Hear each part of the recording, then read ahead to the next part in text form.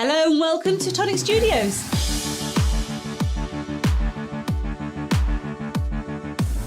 Tag us in your makes. We love to see what you're making.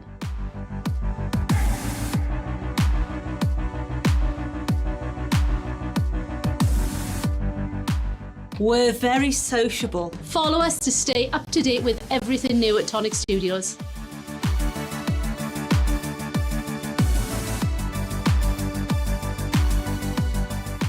Find us on Facebook, Twitter, Instagram, And YouTube.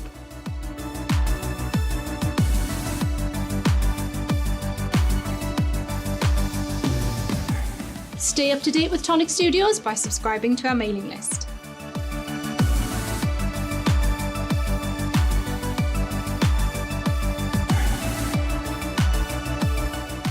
never miss a video. Like, Subscribe and hit that notification icon.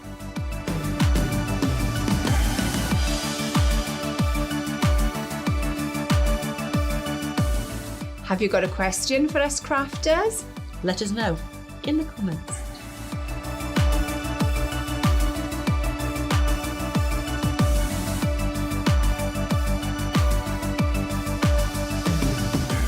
Subscribe to the Tonic Craft Kit. and get 10% off every order. Every order.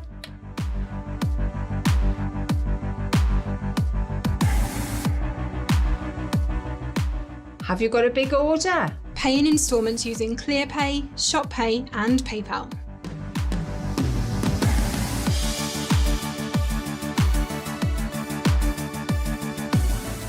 Need to know when your favourite products are in stock? Click notify me when available and we'll let you know.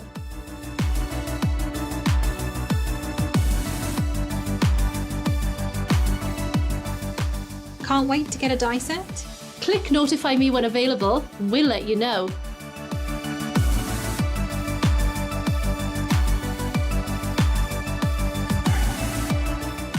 Visit the Tonic Studios craft room for inspiration. Information and tutorials. All in one place.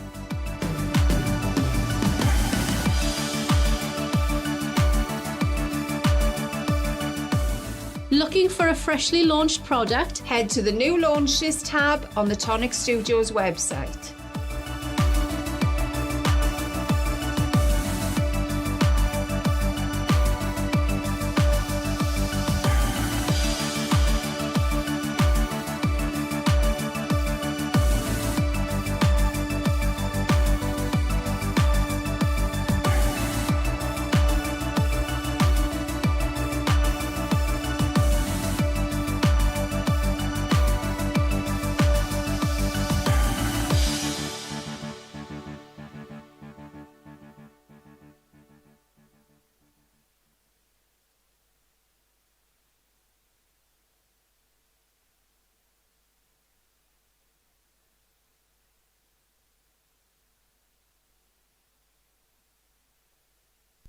No.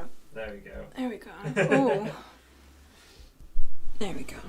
Okay, is that better, everyone? Yay!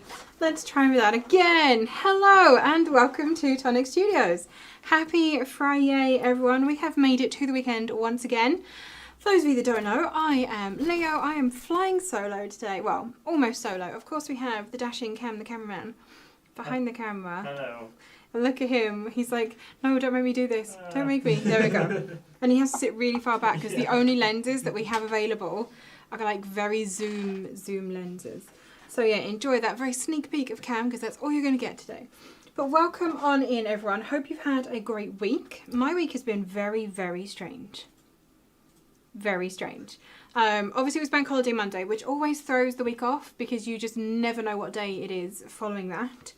Alison was in on Tuesday and then I've been in the office on my own for the rest of the week. And it's a very weird and kind of slightly surreal experience being completely on your own when you're used to having at least 2 or 3 other people around you. So yeah, bit strange. But I have made it through my solo week in the office and we've come to Friday and I'm very grateful for that. So who do we have here for this very surprise live that no one was expecting. I didn't realise that I hadn't set up an event for it, if I'm perfectly honest. I thought we had. But anyway, good evening to Rhiannon. Welcome on in. Janelle is joining us from China in Texas. The flies are in as well. Mary is joining us from New York. We have Gail from Houston. Good morning to you guys.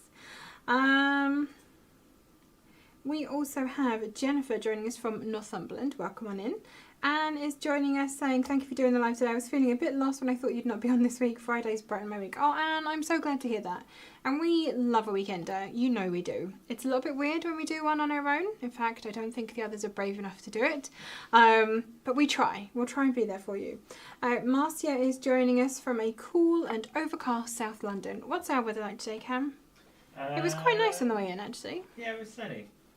Yeah, vaguely sunny. Not Welsh. There's a slight. Sorry, my mic's not on. There's a slight chill in the air now, though. Yes, it's past August bank holiday, therefore it's now officially autumn. All bets are now off. There is no more summer to come. It is just jumpers and boots from now on, basically. So yes, the chill is definitely setting in. Nom Nom Maki is joining us as well. Welcome, Nom Nom. Lovely to have you here. And Leah is here too. Hi Leah, welcome on in. Yes, I am solo today. Well spotted. And Crafts is joining us from Virginia. Going to be a hot holiday weekend. Yeah, okay. All right. Have we actually had? I'm trying to like dredge my mind back now over the allegedly summer months. We've not had even a mini heat wave this year. We've had like maybe what? A week, if that, of just solid good weather, and then it's kind of been just cold. But at the same time, we've been in work the whole time, so haven't really even been able to enjoy it. No. It did get cold for a bit, and then there was this one random weekend that out of the blue it got really hot, and I wasn't expecting it because I went to take the dogs out for a walk in a long sleeve shirt, and I came back and I was soaked.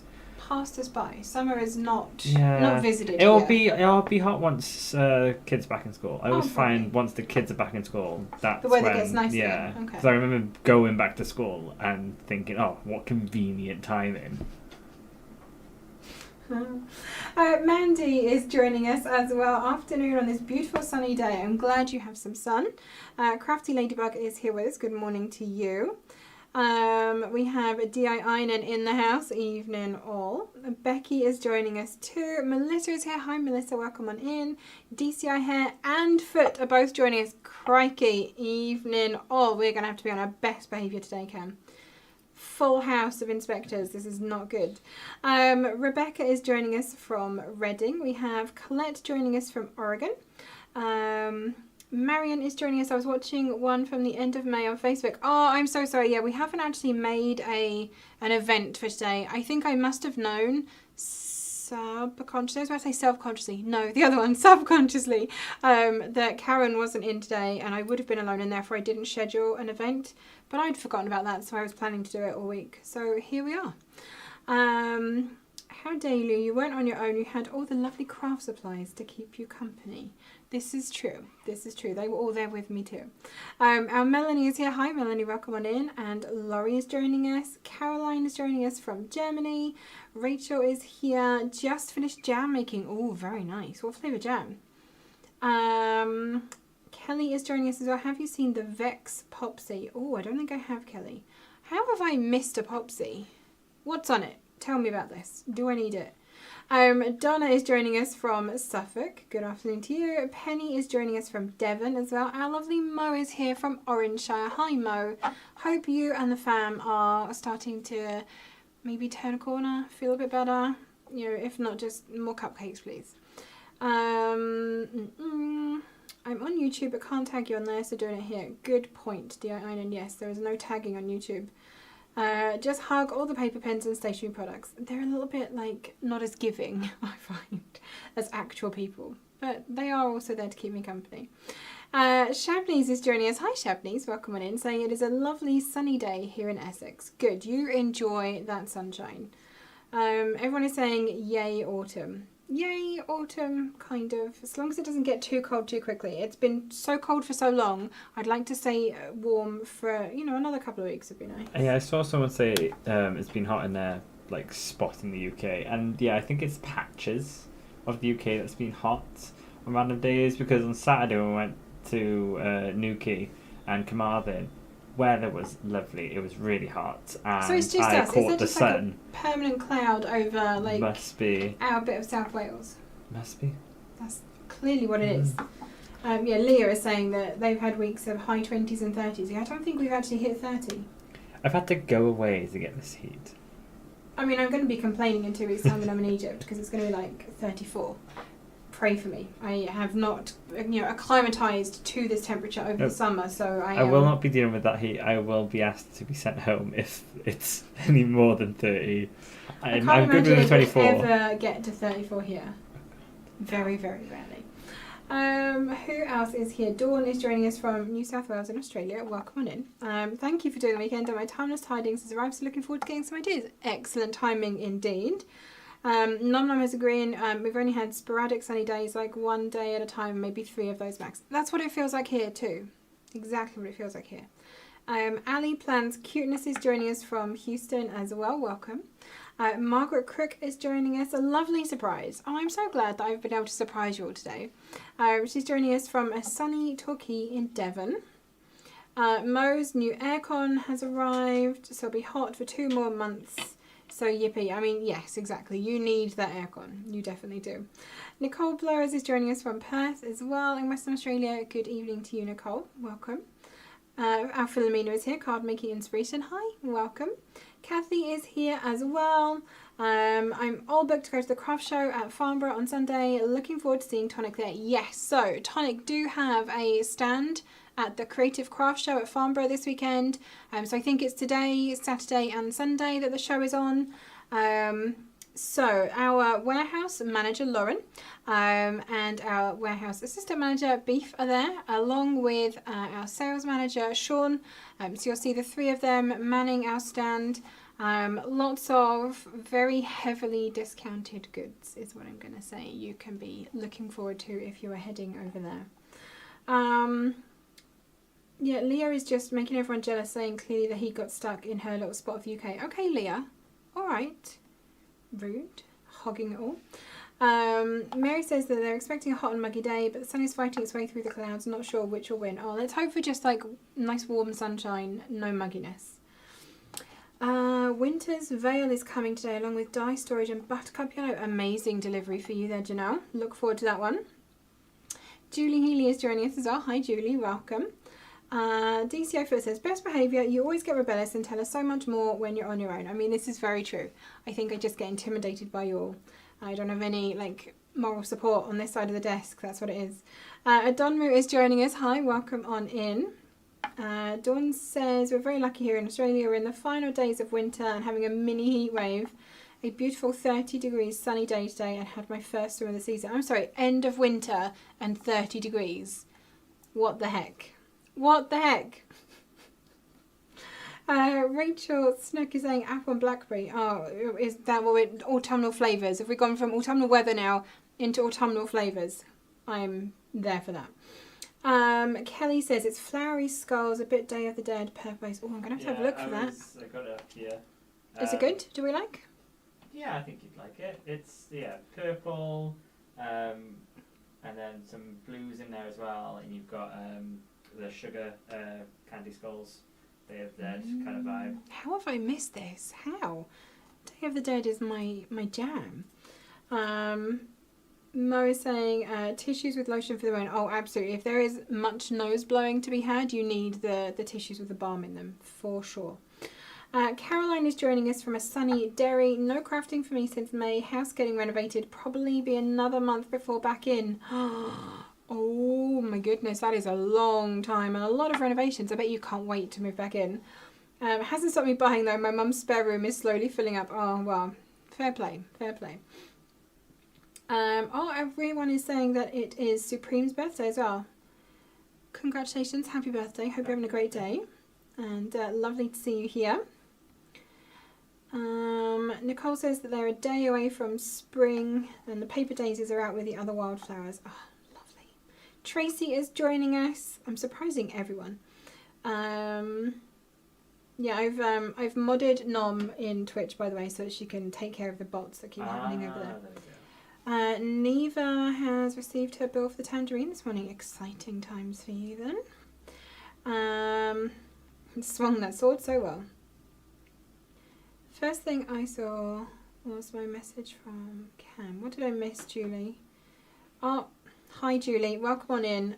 Julie from Michigan is joining us. Michigan? Right, okay. She's talking about my email that was sent. Okay. Good. Marion is also waiting for Winter's Veil to be delivered today. Patiently waiting for the postie. Not that I don't have enough tonic to keep me going for 10 years or anything. You've got so much crafting you need to do. It's absolutely fine. You definitely need supplies. We're like my cats with food. Bowls 2/3 full. They demand more. Yes, exactly. That's just what cats do. Carol is joining us from a sunny London. Loris is here from Florida. Supreme says, my kids always ask what I want and my answer is always the same. Craft supplies, day to myself and cake. I mean, that sounds like the perfect birthday. I would definitely appreciate a day like that. Okay. Colette, is the tangerine available to purchase now? No, it is not. I think for some people who had expressed interest, invoices are going out. Yeah, so basically those who have signed up to reserve a tangerine in the US, because it's finally got to the US, I've sent out invoices to them, and then after a week, so those who have had an invoice, they get a week of exclusive access to the tangerine, and then next Friday, I believe, we are going to be putting it back onto the US site. There we go. For everyone else. But if you don't pay your invoice, obviously your invoice is still valid after that next Friday, but after that Friday we can't guarantee your tangerine, so you get a week. There we go. The word from the man. So, and Taylor is joining us as well. 2 days of crafting left, back at work on Monday. Oh, make the most of it, Anne. But don't forget to get outside and get some fresh air too. Oh, the flies. We've got these like murderous flies in the office at the moment. They're not really. They're the, you know, the teeny tiny little ones. But they just seem to like dive bomb your face. Yeah. Very annoying. I think they know what they're doing. Because you're waving them away, and that should just send the hint not to come near something that could potentially kill you. I'm having to wave one around now. And yet they keep just going back at your face all the time. Yeah. So if you see me doing this, it's not because I'm losing it. It's just because there's a fly dive bombing my face. It could also be that, though. Oh, thanks. Wow. Speaking of... Did you get it? No. Right. What have we done this week? I've forgotten all of my props for this week, so forgive me. This week, Winter's Veil is now available directly from us at Tonic Studios. So that is our lovely... snowflakey, bluey, tealy, delicious full paper collection. In the UK, the whole bundle, so that's your 12x12, 8x8 toppers, dies, stamps, foil fusion, stencils, embossing folders. I think that's everything, right?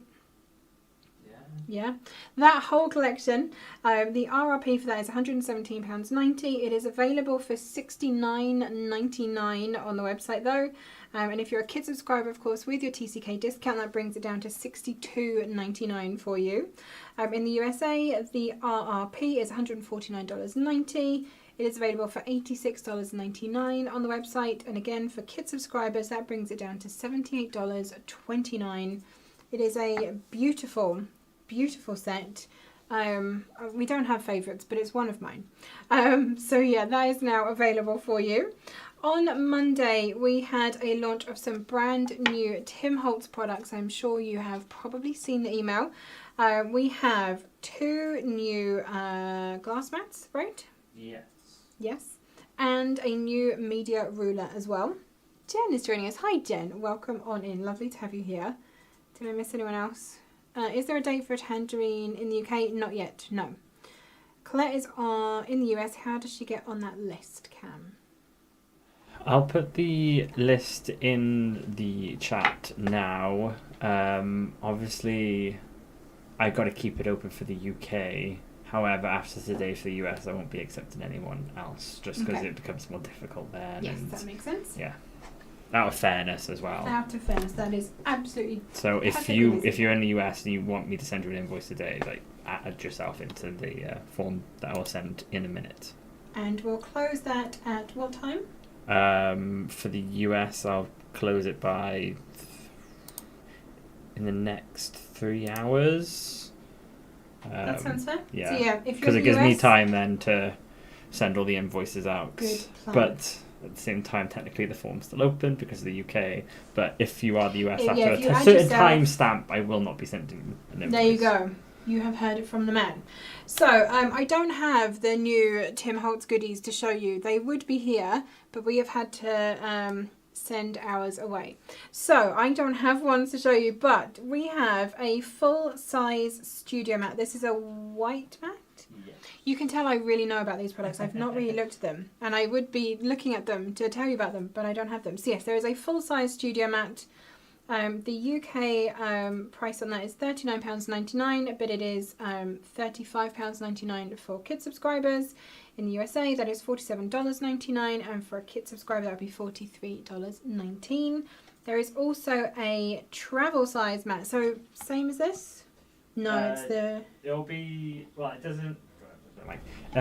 It's the same size, I believe. Does it go up to 9 inches on the ruler? Not 8 inches? Because Richard said... travel is 9 inches by 14 inches measuring grid. There we go. The large mat is 13 inches by 22 inches well, for that's the fine. measuring They don't grid. have the... they don't have the palette, so it is a full grid, basically. Yeah. Tim is going to be doing a live tomorrow. There we go. Showing them in depth, up close, lots of tips and tricks, as he always does, so do check those out. So yeah, the travel size mat in the UK is £29.99, which for kit subscribers is £26.99. And in the USA, that is $36.99, which for kit subscribers is $33.29. And we also have a brand new ruler, which is a media ruler. We talked slightly about this, I think, on Tuesday when we were testing this. So it has like little silicone grips across the bottom of it, so that when you're using it with your glass mat, it doesn't slide, obviously. And Richard brought us in lots of different things made out of silicone. I should quantify. Toys. No, hold on. The things that you throw at walls that stick. That climb down. I really need to be very careful about what I'm saying here. Talking about silicone. Yes.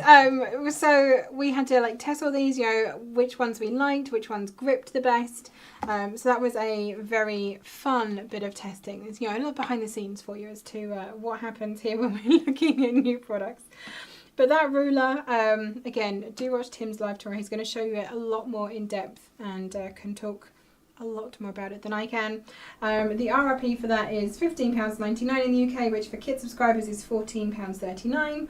In the USA, that is $17.99, and again for kit subscribers, that is $16.19.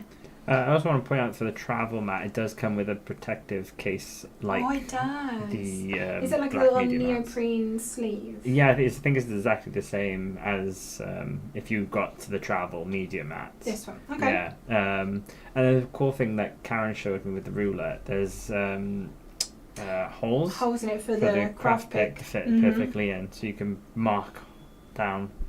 Didn't realise that was on there. Yes, you can use your craft pick to mark different measurements on your cardstock and everything. It's very handy. Do watch Tim tomorrow. I don't actually know what time he's on. I don't know either. I don't think there might be a time somewhere in emails. I know he's mentioned it on Facebook, but that's all I've seen. So yeah, do watch that. Check Tim out. He will tell you more about this. Right, let me go back. I've missed a whole load of comments. Whoa. So yeah, I don't have the Tim Holtz goodies. They would be here, but we had to send them on. Nicole, oh yes, how's it going, Nicole? How are your strength exercises going for your wrist? I hope it is getting better. And are you crafting yet? That's the important question. Jen has ordered the new white medium mat, the ruler, and some low tack tape. Oh, good order there, Jen. Very well done. I echo your sentiments, and I do hope that everyone who is unwell gets better very soon, so you can get back to doing whatever it is that you enjoy doing. I guarantee Tim Holtz did a long live showing his product. Oh, it's tomorrow, Neva. The live will be tomorrow. Will the Jumping Penguin be back on Tonic website? They are on Create Craft, but I want to use my gift card. Yes, Marion. So at the moment, Festive Fair, which is what the Jumping Buddies are part of, are currently available exclusively through Create Craft. They have been on there with, I think Dawn Wheeler was demoing those for us this week over on Create Craft. So they are available there at the moment, but they will be coming back to us in roughly 2 weeks' time. Going to miss the old folders from the Tonic Craft kits. I use them in my crafts. The new ones are nice too, but not much repurposing. Oh, you mean with the big sentiment on the front? Yeah, it is a different thing. So if you do have any of the older ones, they are now, you know, rare and limited editions. So definitely keep hold of them. Who else is here joining us? Wet toilet paper. Why are we talking about wet toilet paper? I am very concerned. Very concerned. The form. They were trying to guess what you were trying not to suggest with this. Yes. Cam has put the link for the tangerine form in for you as well. Shirley is joining us from Dallas in Texas. Welcome on in, Shirley. Lovely to have you here. Spicy puppy. Yes, indeed.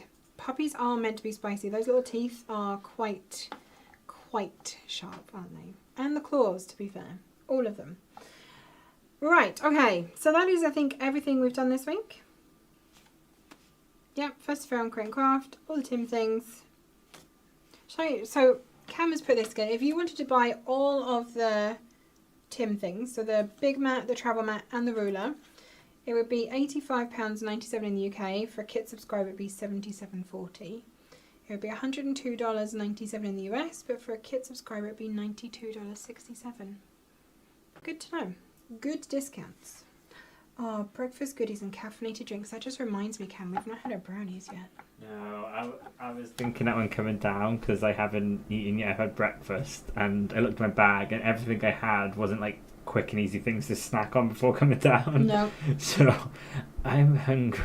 Me too. So we need to be quick today, okay? Yeah, I'll take some breakfast, Mo. Thank you very much. Yes, Cam and I do have brownies upstairs. My wife has been baking. That's something to look forward to once we are done. Okay then, time for me to make stuff. Yay. So, I am making today, this is Karen's idea and Karen's plan, and you'll notice the lack of Karen.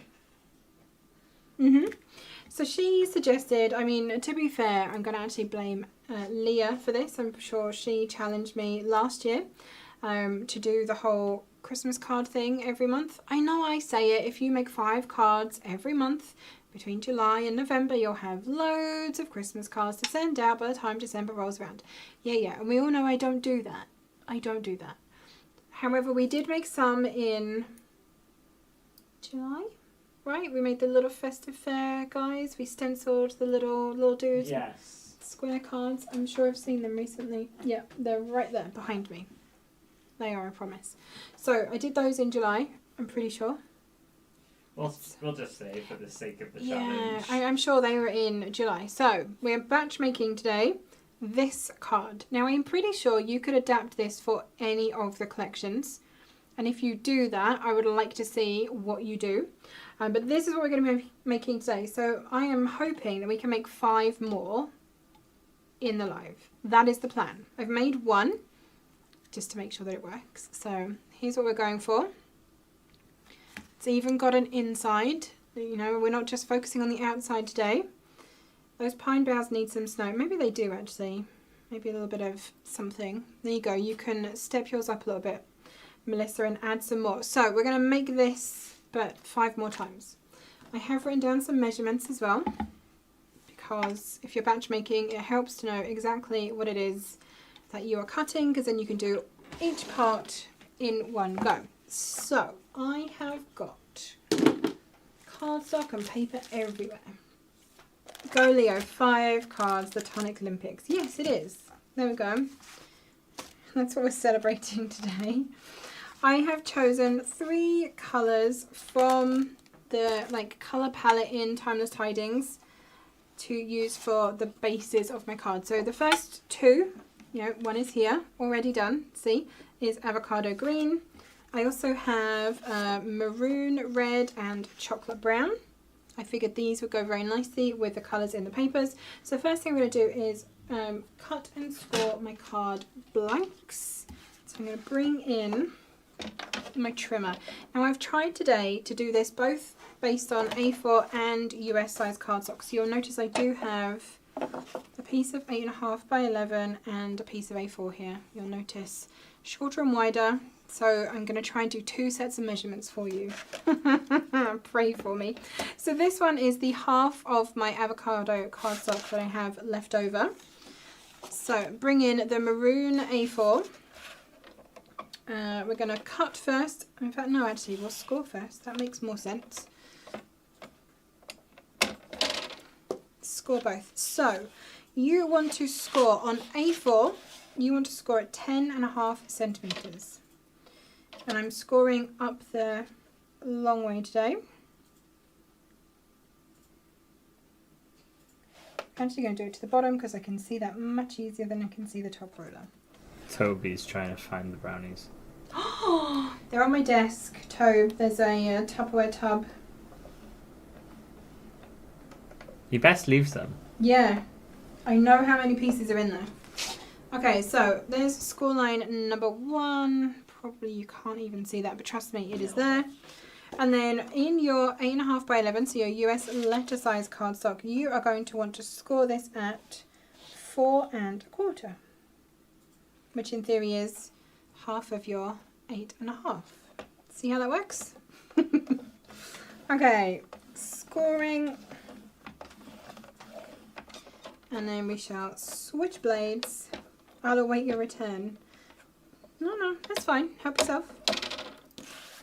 Like I say, I do know how many are in there though, so you can take 1. Cutting then. Make sure I've got my blade in properly. For your US letter, which is what I'm doing in chocolate brown, I am cutting at 5.5 inches. Like so. So there's 2 card blanks. And for your A4, this one is a little bit more tricky because half of A4 is 14.85 centimetres, which is possibly one of the most complicated measurements that we have to deal with as crafters. In this respect, I think you definitely win with 8.5 by 11. It is much easier to cut that in half. But I got that not too far off, like I've got a smidge left over, but I'm happy with that. And I'm very, very quickly just going to score this one. So this is stage 1 of my batch making. And the card blanks are now ready. There we go. So I have 2 in chocolate brown, 2 in maroon red, and 1 in avocado green. Next up then, we're going to cut some mats. So we're going to put a mat on the inside of the card. I'm going to use for this just some classic bright white cardstock. A smidge is a technical term though, it is. Very much so. Love the cardstock for cards. 200 GSM with layers is perfect. Yes, exactly, Supreme. And also if the weight of your card is important, in terms of posting, having a slightly lighter weight card, it's going to be slightly cheaper for you. So definitely worth doing. Pine green to me is more Kelly green, and avocado is like dark pine. Yes, I agree. Timeless Tidings Collection is also great for fall. It is. It's got lovely pine cones and foliagey bits in there. Okay. Hello, Jill. Welcome on in. Lovely to have you. Now, this is A4. Not that it really matters. You can figure out your measurements on either, and I do have both sizes for you again. So, for our inner mats, this is the mat that's going to go on the inside of our card. I'm actually going to cut it this way because I want the smooth side, not the textured side. There you go. Now you can actually see the ruler. So in centimetres, we are cutting this 13.85. So we've come down 1 centimetre from our card blank. And by 9.5 then,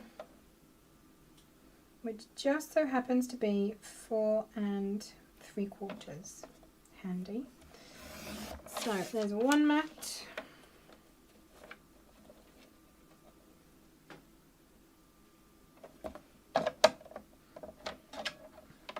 only I didn't have my blade in properly. There's 2. Right, how many do I have in A4? So I need 1 more in A4 sizes. Question for the Scottish. What does Mac mean in front of a name? Son of. I know that one. Since I am a Mac. Well, I'm a Mook, not a Mac. I have to say you're a muck. But it's a shortened version of Mac. So. Okay, 1 more at 13.5 and 9.5. Okay, those are my inner mats for my A4 size card blanks. And then if you are doing a US size card blank, you're going to want your inner mat to be 5 inches by 3 3/4 inches. So you've come down 1/2 inch. It's just about keeping the same proportion. So, you know, if you want to change up the measurements, then absolutely do. Just make sure that you are bringing them in and down by the same proportion. So a Big Mac is the largest son. Yes. 3 3/4 then. There's 1. And 2. Okay, so those are our inner mats. Next up then, we're going to need the mats that go on the front of the card. So still using bright white classic card. For your A4 sizes, we're going to 14.35 centimetres by 10. So you've come down just 1/2 centimetre this time from your card blank.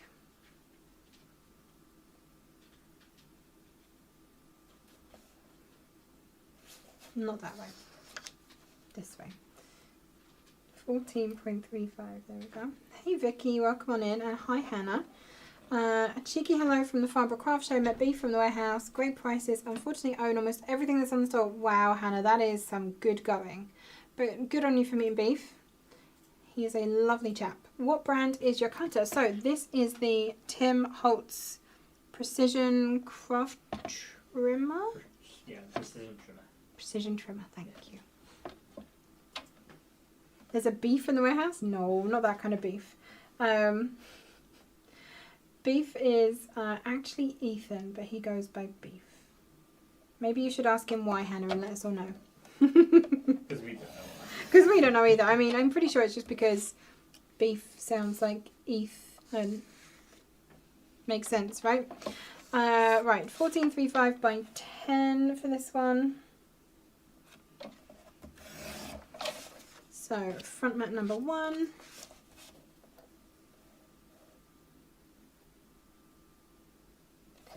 Front mat number 2. You're going to have to keep up on chat now, Cam. Okay.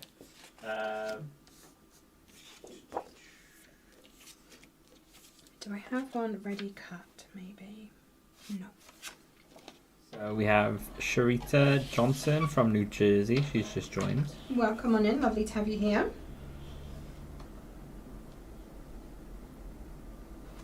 So when I'm doing the bigger measurements, I like to use the middle ruler up here, when my cardstock is tall enough to reach it. It's very handy. Elizabethan. I was trying to read that. I didn't get it. Oh, Cam, really? I was like, who's Eliza? And why are you having a play on Beef's Who's name? Eliza? Yeah. Yes, indeed.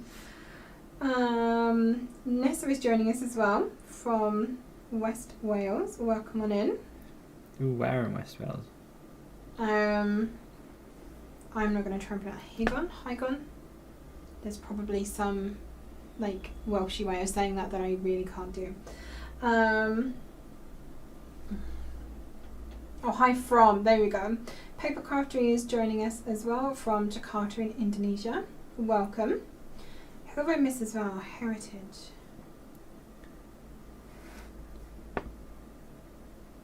Have we missed people, Cam? I don't think so. I'm glad you're feeling better though, Vicky, and I hope the rest of it leaves you nice and quickly. Regina is here as well. Hi. Ah, Nessa is in Aberystwyth. There you go. I can say that one. Ah, I was just near there on the weekend because I was down Newquay. They had a festival going on. What was it? Some sort of fish festival. I saw pictures. People were carrying like this big fish that like required 6 people to hold it. It was like, I don't know, possibly like a paper mache. Yeah, fish. Nessa, if you know what I'm on about, please explain. I don't know what it was. Everyone kept asking like, "Oh, are you going to the festival on Monday?" And I'm like, holding the big fish. It was massive. I just saw pictures, but everyone was like, "Oh, you go down to the festival on Monday?" And I was like, "Oh, I don't know. I don't know. There was a festival." And then I saw pictures, and I was like, "Oh, maybe we should have gone." Oh, Cam, you have the best stories. Right. For your US letter size card, your front mat is going to be 5 1/4 by 4 inches. Hopefully, yes, I do enough in this bit of cardstock. 5 1/4 by 4. Oh yeah, there was no Heritage. Colette's autocorrect changed Sharita to Heritage. Oh, that's a good one. And then Nessa said there's a fish festival that happens every year. Fish festival happens. What is the purpose of the fish festival? Yeah, what are we just celebrating, like the fish harvest, or? Interesting. Okay, one more of those. So 5 1/4 by 4. So this is like my best recommendation for batch making. Oh, I wondered what on earth that was. Then Cam turning the radiator down. Definitely, we don't need that one any longer. It is warm in here. Batch making, do everything in stages. So I've cut all my card blanks, I've cut all my mats and all of my layers, and keep doing it like that. The last bit of cutting we need to do for this, then we need a little square of card, and this can be any card. You're not actually going to see it, it's just to hold all of our pattern paper. The only thing I would say is if you are leaving a gap between your pattern paper, you may want to make it a coordinating colour. Or you can just use white again. I don't have any coordinating colours down here with me, so I'm just going to use white. And for this, if you're working on an A4 size card, you are going to need a 9.5 centimetre square piece of card. Do I have enough? I do. Huzzah. So, I need 3 of these at 9.5. There's 1. Mo's trying, I don't know what's going on. There's Mo, there's Gail, and possibly others asking where's the beef. They're all trying to find the beef, and then Mo just said, Gail, on the June page of Cam's calendar. This calendar will never die. How do people know about your calendar? Have they seen your calendar? Well, there's no beef on the June one. What is June? August, we're currently doing Pokemon. Okay. September is teacher, because back to school. What was June? Oh, that was the summer one, I think. I was on a beach. Obviously the fake beach. I was going to say. A lot of photoshopping was involved. A lot of photoshopping, yes. Okay, US letter size then. The piece that you need, or the square that you need, is going to be 3 3/4 square. So 2 of those, and then I'm pretty much done with my trimmer. No problem at all, Nessa. Lovely to have you here. Thank you so much for joining us. Cam is too young to get Where's the Beef? Yeah, probably. I'm not sure that I... Will you go away? Fly? Nope. Why do they dive bomb faces? What is that about? Is it entomologists? Is that people that study insects? Entomologists, is that right? I don't know. Do we have any of those in chat?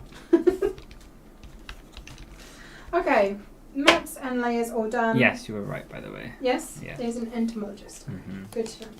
Last thing I need then are some strips of pattern paper. So I've picked out a couple of different patterns from Timeless Tidings.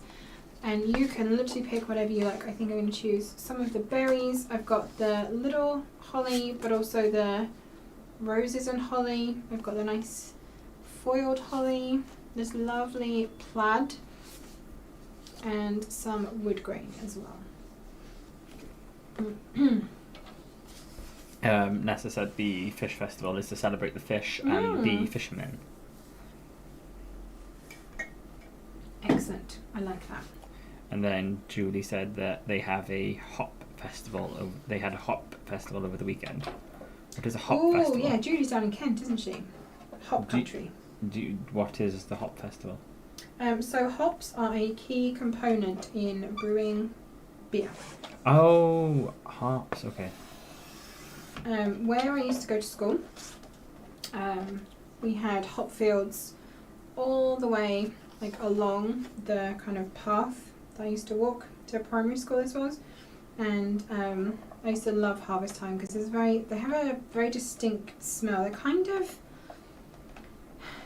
citrusy but kind of sweet. I don't know. It's just nice. I used to enjoy smelling the hop harvest when it was coming in. But you have all the oast houses as well around Kent that are for drying the hops. It's all very important farming and culture. Right, 3 strips of wood grain. So with your pattern paper, I mean obviously I'm cutting this down the size that I want it to be. Not bunnies, hops, yes. Hops. You can use any scraps that you've got, any scrap strips.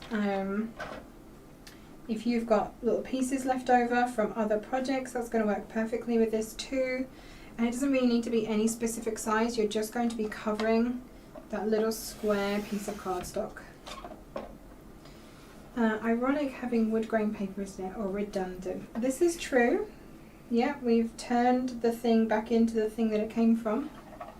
Yeah. That is a very good point. I don't know how I feel about that. And hop vines indeed do make good decorations for harvest. Yes. I don't know if you really get them outside of Kent. I don't know if it is like a very Kent-centric thing. I mean, I know it's something that we're known for down there, but I don't know if you do get the rest, but you must do. It can't be the only place they're grown. Okay. Strips of pattern paper.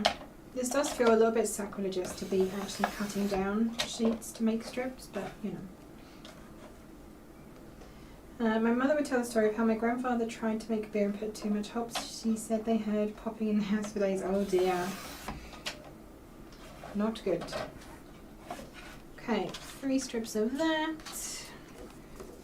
Oh, have you said hi to Valerie? Oh, I don't think I have. From Michigan. Michigan. One day, Cam. One day you will learn to say it properly. Learn or choose? Learn or choose to? A little from column A, a little from column B.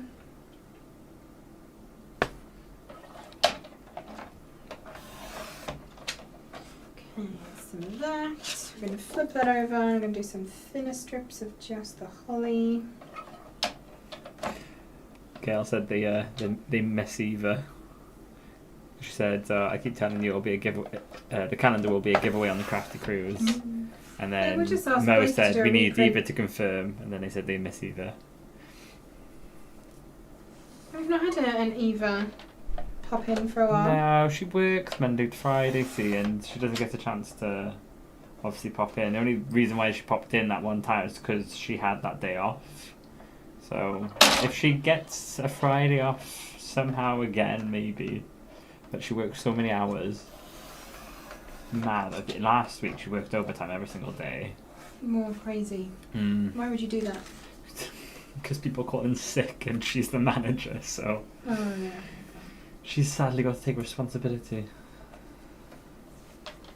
That's why they pay the big bucks, right? Mm-hmm. Exactly. Okay, last pen paper. and then we get to move on to other things. So we're going to do some stamping today, we're going to do some foiling, a bit of die cutting. We're using as much of that lovely collection as possible. Oh, and embossing too. We're using the embossing folder. Why does that look so crooked? Is the camera very crooked, or is... The trimmer is slightly at an angle, but I don't believe it's at quite that much of an angle. Okay. Maybe because it's zoomed in, maybe you're noticing it more of an angle. Maybe. Okay, that is all of our pieces cut. So, I've got all of my strips of pattern paper, I've got my card blanks and all of my mats ready. First up then, let's start with the inner mats. So I'm going to shimmy these to one side and make sure I get the right size, because on my test card I used the wrong size. Of course I did. Okay, those are the inner mats, so they can go over there. And those are the inner mats, they can go over there as well. So we're going to do some stamping first of all. I'm going to bring in my giant folder of all things Timeless Tidings, and you're going to have to forgive me for the state of my stamps. They are well loved. Okay. And these are the ones that we used for testing. Like I say, they are, I don't know if you can see all of the green staining on those. Again, very sorry. This is what happens when we have stuff upstairs. And I'm going to grab some dies while I'm in this bag, and an embossing folder or 3 as well. 1, 2, 3. Oh, probably we need some full fusion too, huh?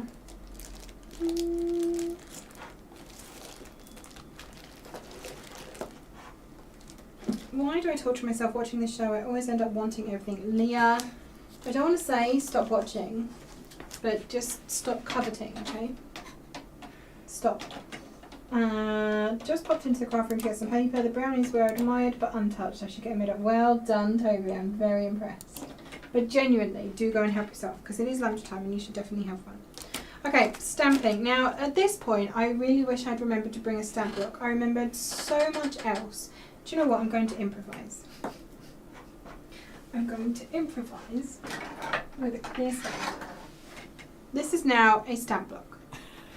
These are the things that we stand things on when we are displaying things on here. These lovely clear acrylic stands. Yeah, that's going to work nicely as a stamp block for me for now.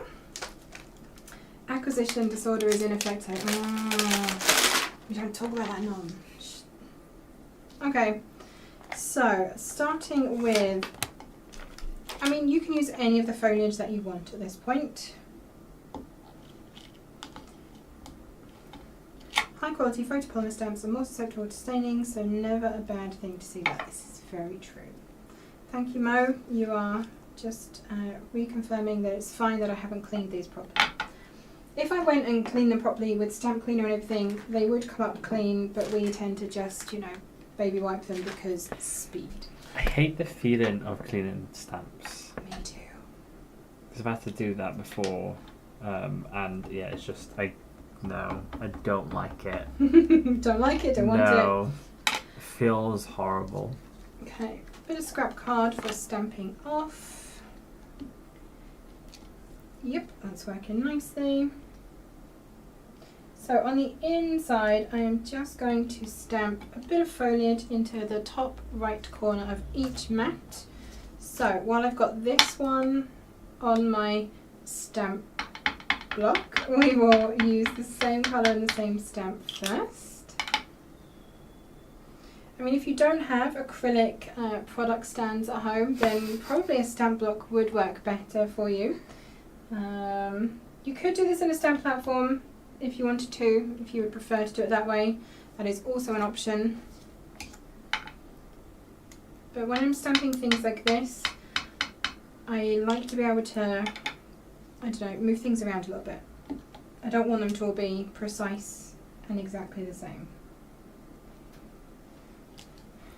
Okay, that's those 3. Now for the 2 little ones. Stamp cleaning cloth is my favourite tool. It's like squeegee. It gets in the tiny bits, whereas baby wipe just makes a bit. This is true, and I actually also like the stamp cleaning pad, the one that has the little bristles in it. Hi Tracy Ann, welcome. Yes, we are surprising everyone with an unscheduled live today. I think a stamp cleaning pad I think I'd prefer using because I'm not the one having to physically touch it to clean it. If I am assuming how you use a stamp cleaning pad correctly. Yes, so the stamp cleaning pad is the one that it folds open, you mist one side with your stamp cleaning solution and you rub the stamp over that, and all of the little bristles get all of the ink out of all of the little holes. Yeah, I think I'd prefer using that over physically cleaning it myself. Yeah, I think you probably because I'm not would. like touching it then. Yes, exactly. All these people are talking about acquisition disorder. That Yeah, is exactly. Definitely sounds better than hoarder. Or collector, craft collector. We'll take that title. Hi Cecilia, welcome. Happy Friday to you too. Hope you've been having a good week. My son says the cloth feels weird and slimy. Oh, what the one that you just wet mow? The little chamois? Yeah, I think those ones tend to feel like slimy. Because it's like a microfiber cloth, isn't it? Or similar to it. It's more like a Microfiber chamois. cloths do. Need an electronic scrubby brush that all the rage on is. Oh, you do. On cleaning Insta. Is anyone else like terrible at cleaning their own house but absolutely obsessed with watching cleaning Instagram? Oh no, I do not want acorn brown. I want safari green. That was very nearly a big disaster. Oh sorry, you just had to remove your headphones. Did I do something loud? Oh no, you were cleaning the stamp and I could hear it. Oh, I'm so sorry. Was it triggering? Yes. Right, I'm going over with a different colour and I'm going to do this one at full strength just to add a little bit of extra, because we all know I'm a little bit extra. Just outing all the guilty pleasures. I know. We do often talk about the fact that there are two hobbies related to crafting. There is the acquisition and storing and organising of craft supplies, and then there's the actual crafting. Very distinct and different hobbies, but quite related, and I'm sure a lot of us like to partake in a little bit of both. My craft collection is known as the kids' inheritance. Yes, I'm sure my niece will very much appreciate all of the craft supplies that I have amassed. Both are legitimate hobbies. Exactly. I mean, the same goes for pretty much anything where you can collect lots of lovely things. I don't know, skincare for example. I'm pretty sure there is both a collecting, hoarding, organising and storing skincare set of people, and then the using of said skincare. I'm more creative when I am organised. That is also very true. There's a good point. I need to start boxing up my tonic stuff as more had spawned since I boxed up my craft supplies. Oh Leah, what's happening with the move? How's that working at the moment? Are we moving? Are we not moving? Nail polish, exactly Melissa. Yes, the collection and storage and organisation of nail polish is not directly related to the using of said nail polish. Sorry, bear with me, just leaning for a dry wipe. Hopefully move by the end of September or we lose. Oh no, Leah. Oh, I'm keeping everything crossed for you. I don't like using pad paper. Keep flipping through and smiling, then keeping back. I know I'll eventually use it. I mean, this is why we buy two pads, right? One to stroke and sniff and just look at and keep forever. And the other one you can then happily cut up. I don't mean happily, because nobody really happily cuts up things like that. Yes. Okay, next one. Let's go in with a bit of jade.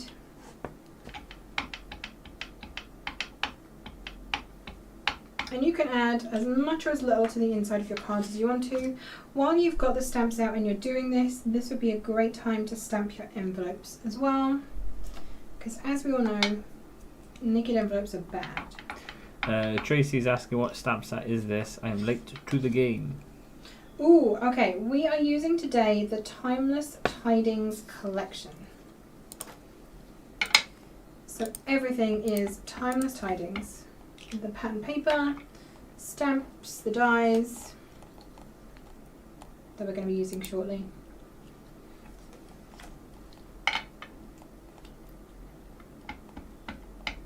How are we doing for time? Are we okay still? Yes, 1:15. Okay. Tell me when it is brownie o'clock. Okay. And I'll try and now.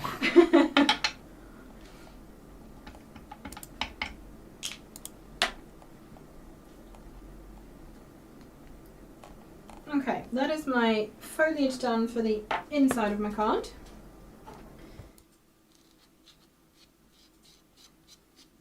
Quickly clean my stamp again. Yeah, I know, baby wipe, bad. Any excess off my glass mat too. Dry cloth. I'm glad you're not on camera one right now because I was just looking very confused trying to find everything on my desk. That's actually what I have to do, which is affecting my CNR, either a new place or a pickaxe and rope to get over the mounds of crafting projects. Oh boy. I have definitely reached the point at home in the last kind of month or so where I would happily rent a skip and just throw large chunks of things from my house away. Yeah. Does anyone else reach that point? Is it just me? Okay, next up I'm going to stamp a quick sentiment on the inside. I'm going to use the stamp platform for this because I want it to be in the same place every time. Obviously, I'm going to have to move mine because I'm working with 2 different card sizes. You won't have to. So, let's have a look. What should we do? Sending you. I'm going to do Peace and Joy again. I'll explain why in a second. Not just you, but skips are expensive. They are, which is why we've not done it, Nom.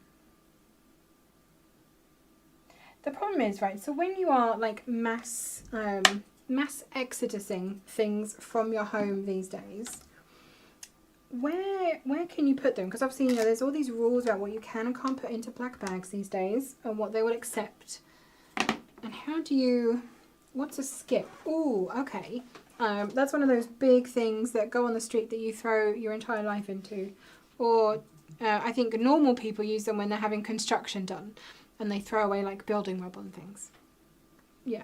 Basically a lorry turns up and drops it off outside your house and you fill it with stuff and then the lorry comes back and takes it all away. Okay, I have put my sentiment stamp down. I've got the Sending You. I have Acorn Brown ink. We ink and we stamp. I do like to use the stamp platform when I am doing sentiments because if it doesn't come out quite right, you can always add another layer and go back over the top without it being a problem. Okay, 1.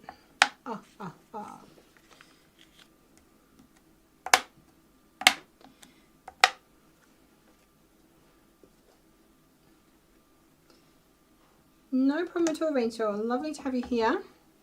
And enjoy the rest on catch up. I'm sure it's going to go really well. Okay, so that's my 2 US letter size inners done. I wonder if, probably it's not going to fit on here. It's probably going to be too far to one side. You know what? I think I can get away with that. So I'm going to. Skip to my loo. Yes, it is also part of that song. Good point. Roll off dumpster. Yes. Exactly. It would be a dumpster. I don't know why they're called skips.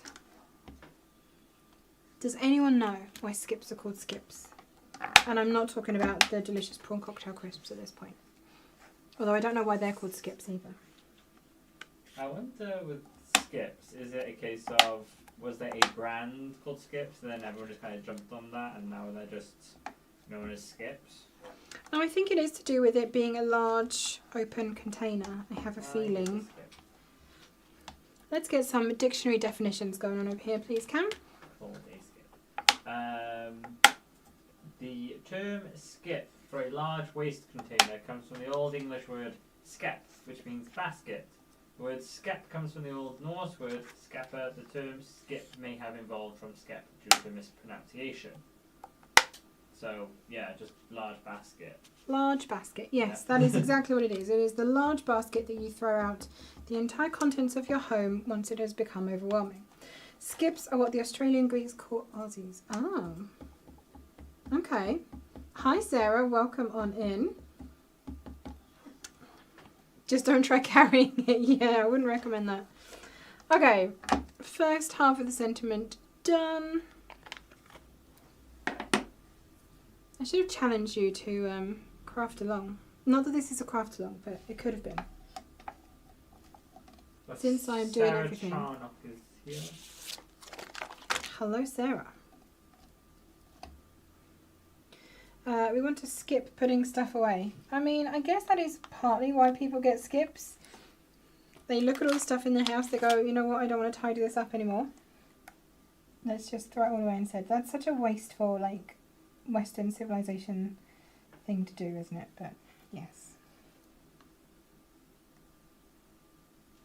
Okay, line up the other half of the sentiment. And this time I'm using Rumba Red. Don't worry, Anne, I wouldn't throw Rachel in the skip because she bakes for us. We've got a scrap store near us. I put any unwanted things in it as I go. Once it's full, drop it off. I don't go in there, just dump and run so I don't bring anything home. That is very sensible, DCI foot, and I might have to look into those. So what is a scrap store? Like I know at the local rubbish dump they have a, what they call a reuse shop. But they are very fussy. No. Particular, that's the word I want, about what they will accept. I like a stamping platform. I have another brand, but it is not as square. Is that one still for sale? Yes, so you can get this stamp platform from the UK store if you're shopping in the UK or anywhere but the US. Yeah, everywhere but the US. Okay, next one. No electrical goods, that makes sense.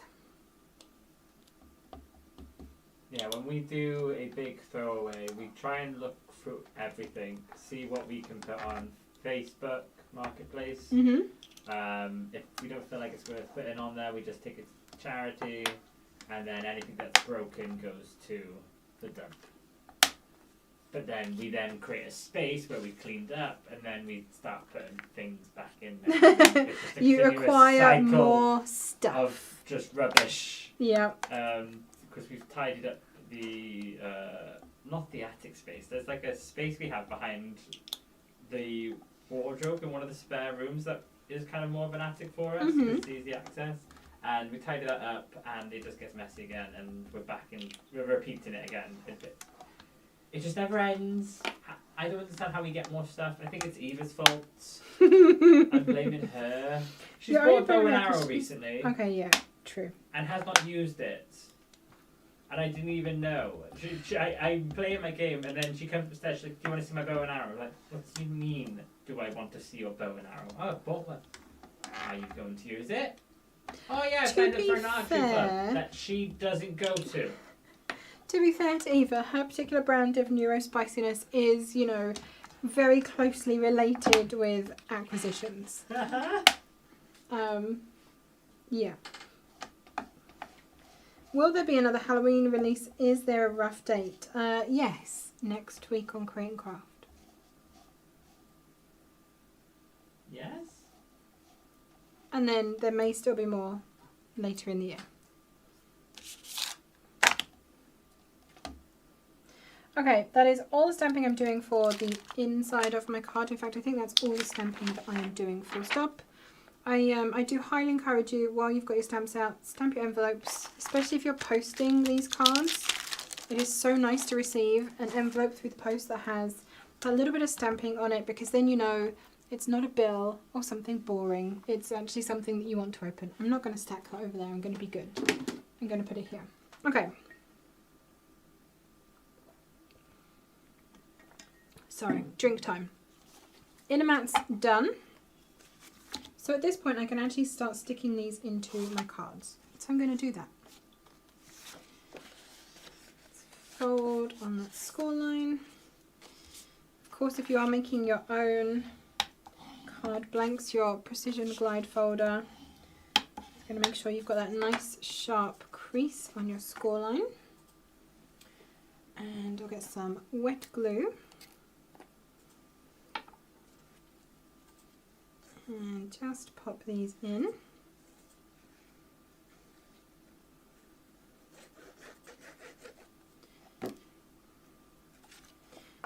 Yes, you can use red rubber stamps and photopolymer stamps in the platform. You just need to flip the lid. So inside of number 1, I will just quickly show you that. So on here, you can see here it says clear. Can you actually see that? Because it's red on black. Hold on. There you go. There. Yeah, got it? It says clear on that side. So when the clear is the correct way up, that means you've got it on the photopolymer side. If you want to stamp with red rubber, you open it up, pull the lid straight up, spin it around and put it back in. And then you will see that on this side it now says, can I get it to show? There. It now says rubber. So yes, you can simply switch it. And before I take this back upstairs, I'm going to put it back the right way around because I don't often check. And the number of times recently that someone has taken the lid off and obviously changed it around, and I've gone to stamp or test some stamps and then wondered why they're not stamping properly, only to realise it's because it's on the red rubber side and not the clear photopolymer side. Is one side just got more space than the other? Yes, so your red rubber stamps are thicker than photopolymer, so the platform is higher up basically. Is there advantages to photopolymer over rubber? Yes, I think so. It's more flexible. Well, it is flexible. So you can shape your stamps if you want to. So if you wanted to like curve a sentiment or something like that, you can stick it onto a stamp block or even onto your platform and actually curve it, or whatever shape you want to put it in really. You can cut them as well. Not many people like to do that, I know, but you can cut apart your stamps. So if you've got a sentiment that's all in one and you don't want to mask it, you know you want it to be in 2 pieces, you can actually snip them apart. Or, I don't know, say a stamp has a star on it and you don't want the star, you can snip the star off, which saves you having to mask it off with washi. Okay, good news, the batteries have gone to yellow, so there was obviously something wrong with that side. But I'm still good, we're not losing sound? I can hear you. Good, excellent. If you have trouble folding your card blanks, put them in the corner of your stamping tool and fold into it. Oh, Nicole, that is such a top tip. I love that. Works for lining up layers. Brilliant. Oh, Mo. Oh, dear. I was trying to wrap the end around the back side. Oh, dear. We've all been there. We have definitely all been there, especially with sickness-induced brain fog. Okay, last one of these.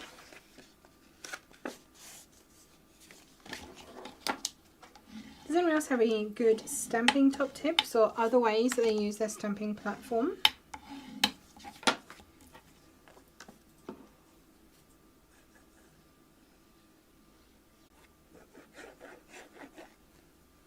So I'm only adding 2 layers of classic card together here, but this should be more than sturdy enough to be a base for your card.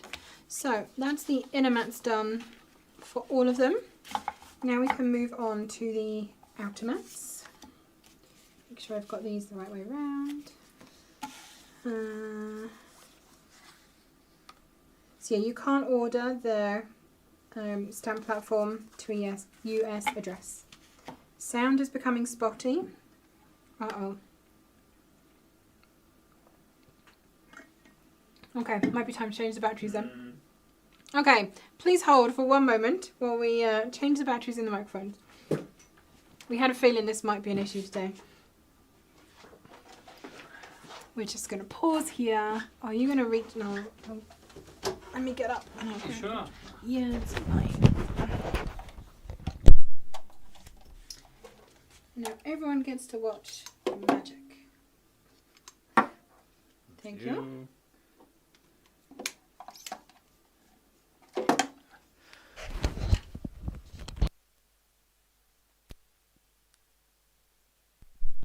Okay, that one should be back on.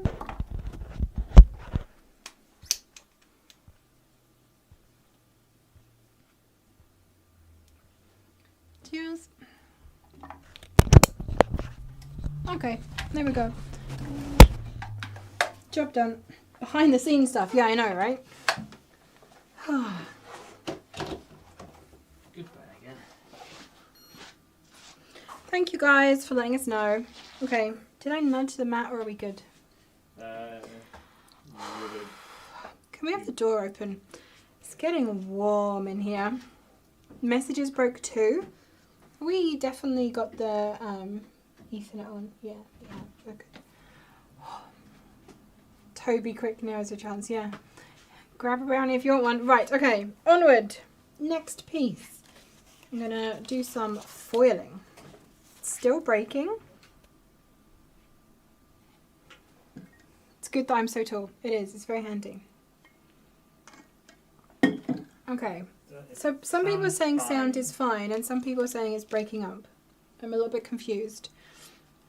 Sound is fine on Twitch. Okay, for those of you that are having problems with sound, where are you watching? Are you watching on Facebook or on YouTube?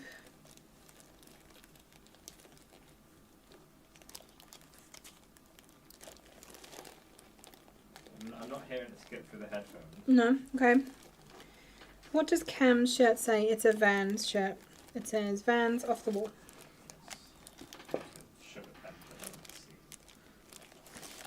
That one. There we go. Up close and personal with Cam. Ah. I don't want to get too close to the camera because I've also got to press the button to change it back. Oh, Toby has caved and had a brownie. Ugh. I'm so glad you liked it. I'm on YouTube, but sound is broken. Why is sound breaking today? Of all days. I closed my session and restarted it, and the sound is fine now. Okay, so maybe you just need to refresh. Okay, so I've got 2 sentiments there. I'm going to have to take some out of the actual packed ones. Don't tell anyone. Or have I cut into any of these already? Yeah, it's not skipping just on YouTube now. For those of you that like to sniff patterned paper, and I know there's quite a few of us around here, have you... These remind me of, you know when you used to go like school supply shopping to go back to school? Yeah, they are very nice. How many more have I got to do? 5. 5? Okay, 1, 2, 3, 4. You're probably going to get some background noise now that the door is open. So let us know if that is too loud. Refreshed and the sound is okay now. Cool.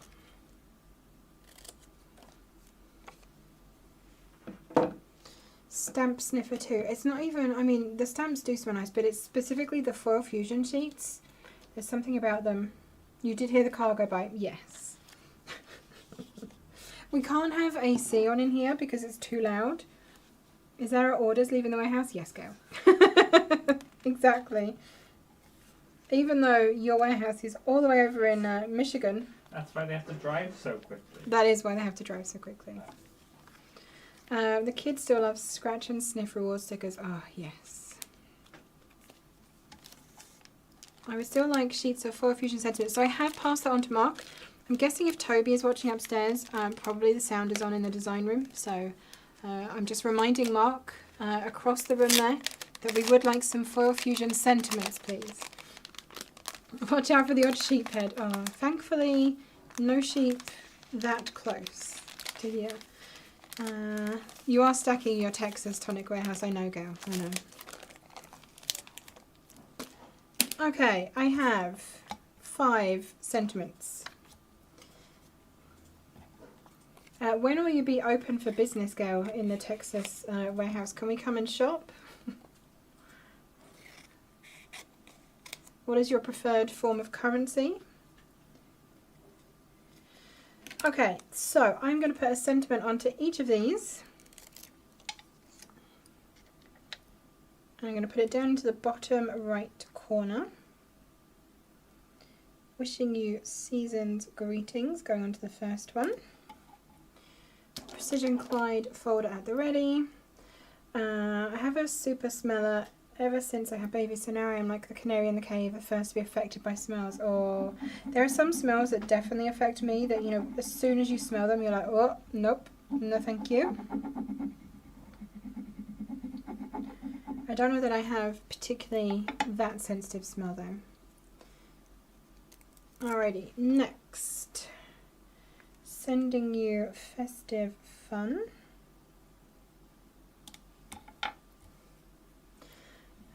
Reading, chatting, multi-card making and giving verbal instructions at the same time. You'd think I'd been doing this for a while. But thank you, Marion. I appreciate that.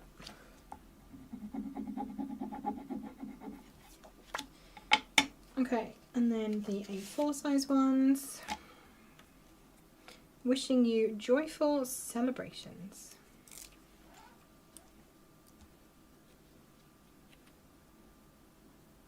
So Timeless Tidings, if I remember rightly, is Darcy's Christmas set.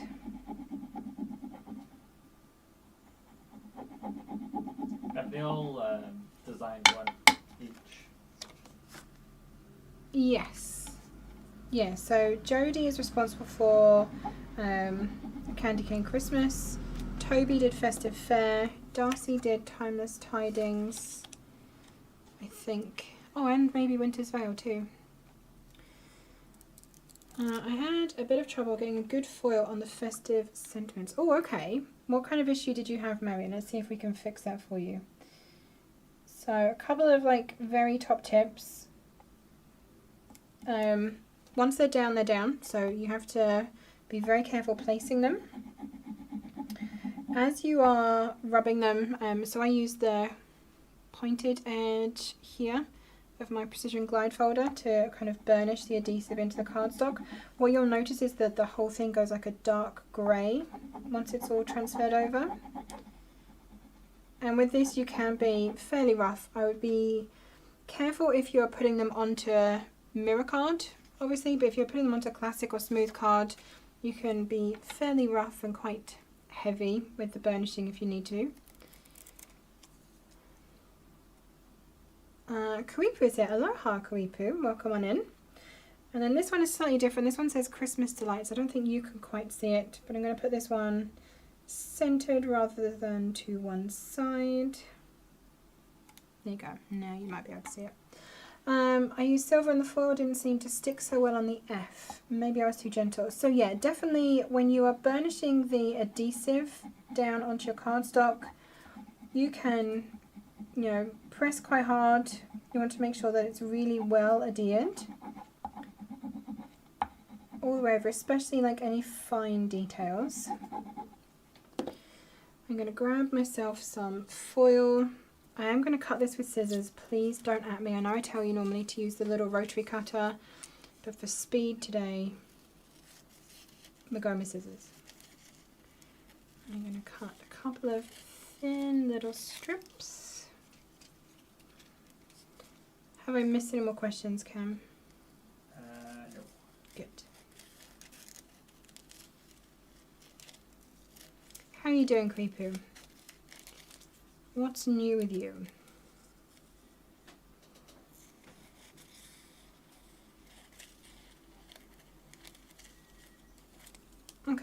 that should hopefully be enough foil to do all of these. So first up then, I'm going to peel this off quite carefully. And if when you're peeling your acetate back, if you notice that the adhesive is starting to look a bit like cheese strings on a pizza, press it back down and burnish it again, because that just means that it hasn't stuck fully. Okay, that does come off nice and cleanly. With your foil then,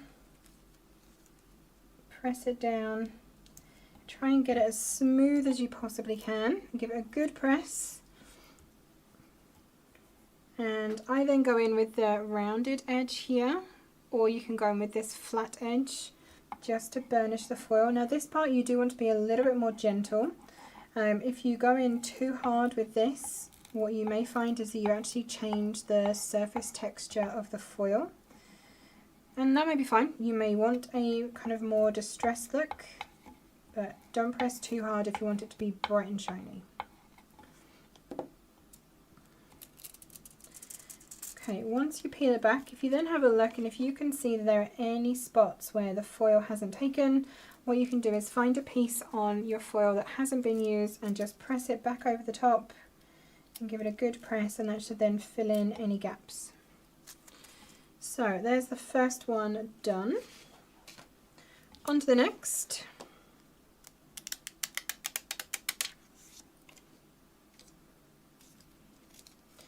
Do be careful. I don't know if you noticed then that the acetate kind of flipped over.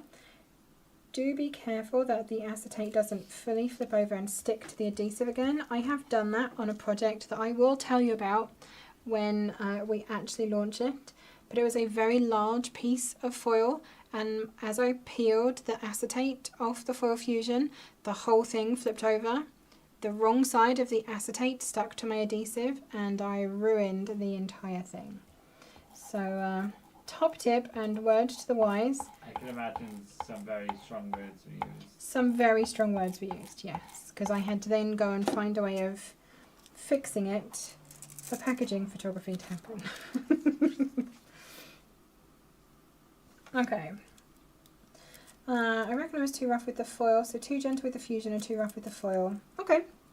But it's all a learning game. You know, this is a fairly new system, well, to us certainly. And learning how to make it look the best is a process. It's probably not going to be perfect the first time you use it. There we go. Next one done. And on to Joyful Celebrations.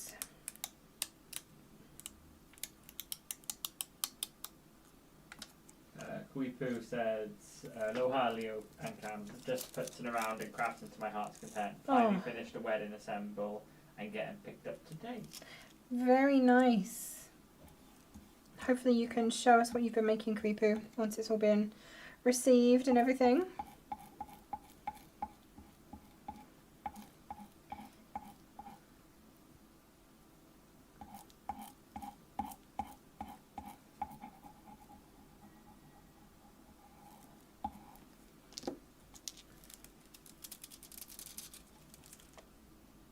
Okay, that one is all done. Next. So this one I know that already this is slightly messed up. I don't know if you're going to be able to see the S is slightly damaged. So this is a top tip for you. Keep your foil fusion sheets in the packet. Do not have all of the scraps of bits that you've cut away from the sheet you know, randomly stuffed inside of things, because if one piece of acetate goes behind another, you'll end up with a messed up S as well. And you don't want that. That would be bad. Now it just looks like you're saying ending you. Yes, I am ending you for Christmas. I was skeptical about foil fusion, but I love it. I mean, when we tested it, we were a bit like, is this a bit gimmicky? Is it a bit weird? But we also love it. I think it's much easier than heat embossing, and I think you get a cleaner result as well. Not that I don't love heat embossing, obviously we all love the alchemy that is getting the heat gun out and getting that done. Oh, I've missed a bit on the F there.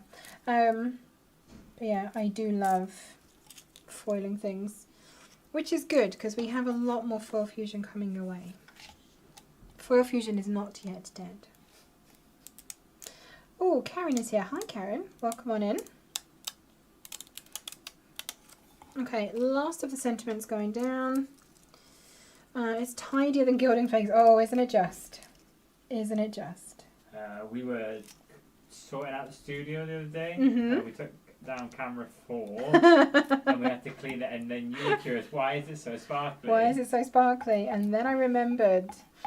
So yeah, camera 4 is the one that we're on at the moment, the one that is above, like directly above where we craft.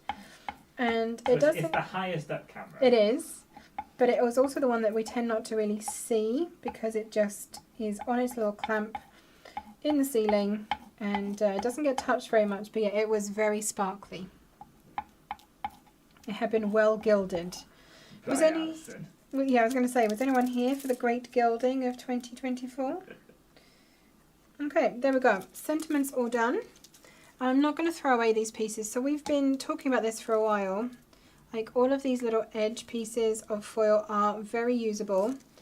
And I think I mention it in an upcoming reveal video, how to use those, but we shall talk about it more at another point as well. Okay, next up then, in our batch making, we're going to do some embossing. So, tangerine time. I need to actually move all the stuff I've stacked in front of the tangerine. Oh. Yeah, that'll do. So, embossing with 3D embossing folders in your tangerine. You are going to need your green plate and your raspberry plate. Where did I put the embossing folders? Right here in this stack of stuff. So I've got all 3 of the embossing folders that come with Timeless Tidings. I've already used the pinecone one, so I will use that again one more time. And I'm definitely going to do it on one of the smaller ones. So pop that in. Make sure that your cardstock is within the pattern so it doesn't go off the edge. I'm going to put my raspberry plate on top, and I'm going to remember which edge my hinge is at. And I'm going to make sure that my plates go into the machine, hinge edge first. And this is not going to work for me now, is it? So I normally have, I'm going to tell you a secret. I have upstairs mini plates. They're not genuine mini plates. They are plates that have become snapped at some point. So I have a mini green and a mini raspberry plate that I use for embossing folders because it's much easier. Embossing powder is like a nail polish. A few extra layers can really make a difference. That is true. Okay, there we go. I got it. I got it. I got it. Quite a workout. It is. It is. Okay. I assume you're doing this 4 more times? 4 more times, yeah. There we go. There's number 1. It's because these are fresh new plates. I'm currently embossing with the wood folder that arrived today. Awesome, Kelly. What are you making? If you can tell us. Okay, so there is the first one. So that is a US letter size one. I'm going to do then a couple using the Sentiments embossing folder.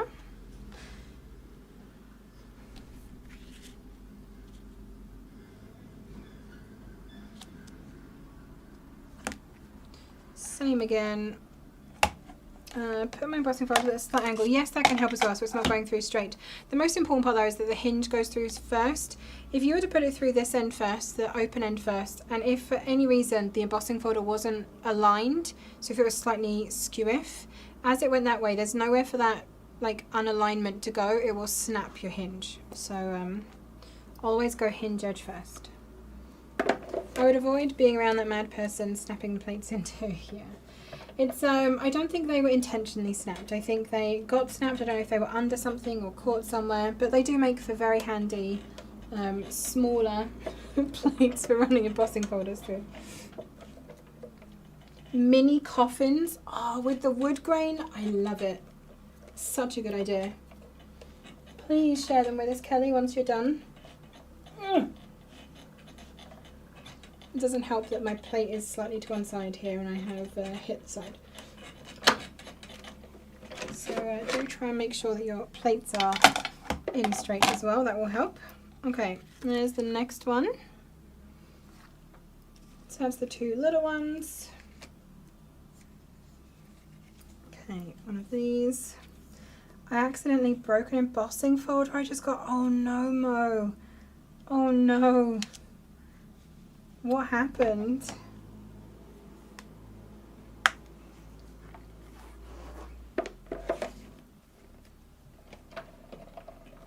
And which embossing folder? That's very sad. Nope, it has not grabbed it. Okay. Mary says she spritz her paper before embossing to loosen the fibre. Yes, that's a good idea too. If you're using, I mean, I'm only using classic, so not too much of an issue for me. But if you are using a thicker cardstock, I would recommend spritzing. Okay, now I got it. Because my plates are so fresh and new and very slidey, there is no grip on them at all, so the embossing folder is just sliding through them. What is the width of your plates? I have the star box, but my big kick barely takes it. So our plates here are A4, slightly bigger than A4. Yeah, they're slightly bigger than A4. They're going the tangerine. My green and raspberry go through a dream with 3D folders. Nice. You must have slightly dinged up plates already. Yeah, so because they are so slidey, there's no impressions on them or anything to give any grip, basically. So there's the next one. I forgot to remove the adapter plate. Oh no. Non-tonic folder, but it was made exactly the same way with the open middle. Oh no, that's so sad. Okay, last two then. I'm using the holly and sprigs pattern for this one. So just to pre-warn you, you may have guessed already, I'm not doing show and tell today, since I am crafting 5 cards solo. We're definitely not going to have time for that. And also I think, you know, show and tell deserves the ooh and ah of at least 2 of us. So once everyone is back next week, show and tell will be back. Anne Craft said that I've been heat embossing die cut sentiments with double-sided tape on top while watching. Note to self, not cough. Oh yeah, no, that's not a good idea. I definitely don't have a fan on in the room either. Hey Sue, welcome on in. Oh, it's a long weekend for you guys. We're just coming off our long weekend, so just a regular one for us. Okay, last bit of embossing.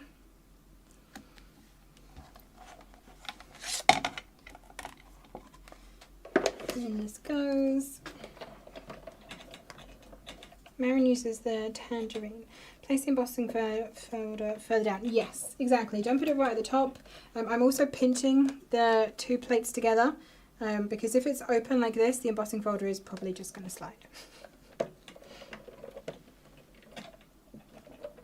It was savable with medical tape. Oh, is it medical tape and Marvel Mo?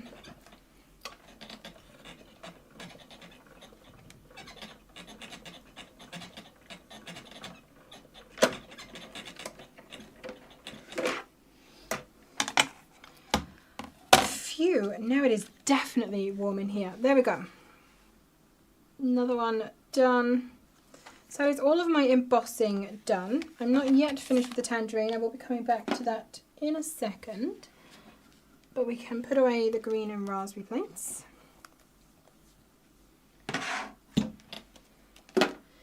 It disappeared. My daughter's new desk arrived, so it's all mayhem. She wants it up now. I'll catch up later. Have a great weekend. No problem, Sarah. Good luck with the flat pack. I'm struggling to use the embossing folders on my big shot, but fine on my electric machine. It is all about finding the right plate combo for your particular machine. It's going to probably be a little bit of trial and error for you, I'm afraid. Right, I'm actually going to glue these down so I don't get them mixed up, because I can definitely see that happening. So embossed folders, mats can now go straight down onto these.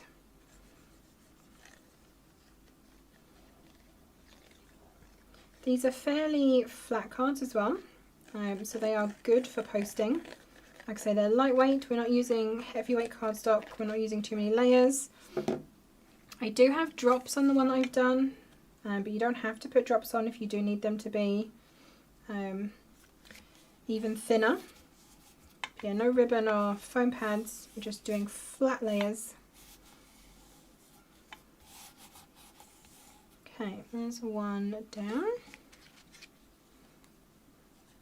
You could of course use the deboss side of this if you'd prefer. The only one that's not going to work with is the sentiments because they will be backwards. But if you wanted to use the deboss side instead of the emboss side, that would be a nice effect as well. Your fly has just arrived here. Oh, I'm so sorry, Anne. He's just been buzzing around my face as well.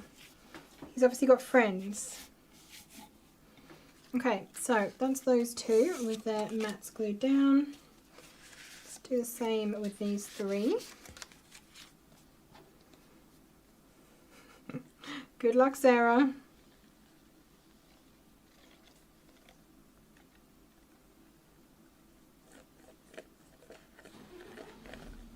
I think putting furniture together with someone is definitely A relationship defining moment? Yes, for sure. I agree. It's mainly Eva refusing to read the instructions and then her saying she knows what she's doing and then I just leave it to her and then she doesn't know what she's doing. Uh-huh. Mm. I actually quite enjoy a bit of flat pack building to start off with, and then I probably very rapidly get bored. Yeah, it's annoying. We've done it once with my mother-in-law and her partner, and that was intense because they just didn't want to read the instructions. They refused, and even Eva was like, "No, we need to read the instructions because we have no idea what we're doing here." And then I think they were like, "Oh, I think we'll leave you two to do it by yourself." I was like, "Yeah, that would be nice. Thank you. Goodbye." Oh boy. Yes, that was a tongue-biting moment, I would have to say. Well done on your restraint. Thank you.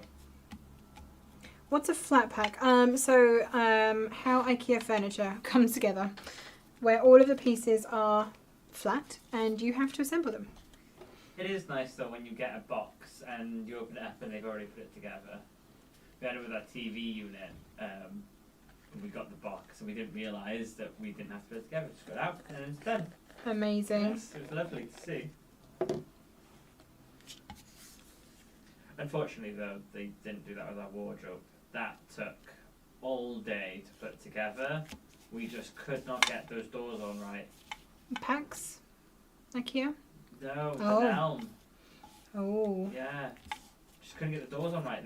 And even now they're not, I mean they're better, but they're just not quite right with opening and closing. They just kind of hit each other. Oh no. Yeah. And they went on and off constantly. Just couldn't find a sweet spot.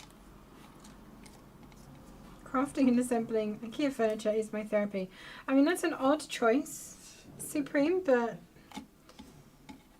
that will be our weekend activity this weekend, assembling furniture from IKEA. Oh, okay. Everyone is on the IKEA train at the moment, apparently. Right, so I have all of my pattern paper here. I'm going to do a very kind of rough dry fit, just to see approximately where everything is going to end up. Rose said it's nice when they drill the holes in correctly so you don't have to fight with getting the screws in. And it's not nice when they don't drill the holes in correctly. Yeah.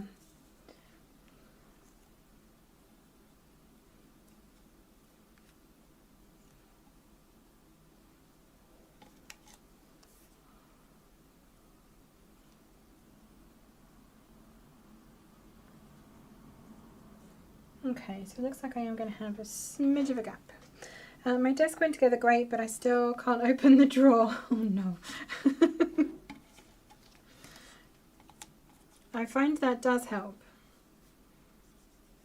Of course it is Labor Day, isn't it? So yeah, lots of sales. I don't think I particularly noticed any bank holiday sales this year over here. No, I didn't see anything come up. Because that is a fairly common thing you'll start to see. You know, bank holiday weekend sales, especially on things in the kind of DIY space. I'm sure DFS had a sale on there.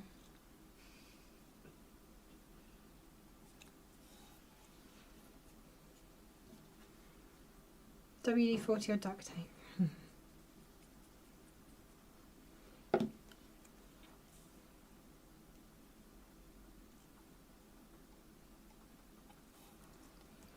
Yes.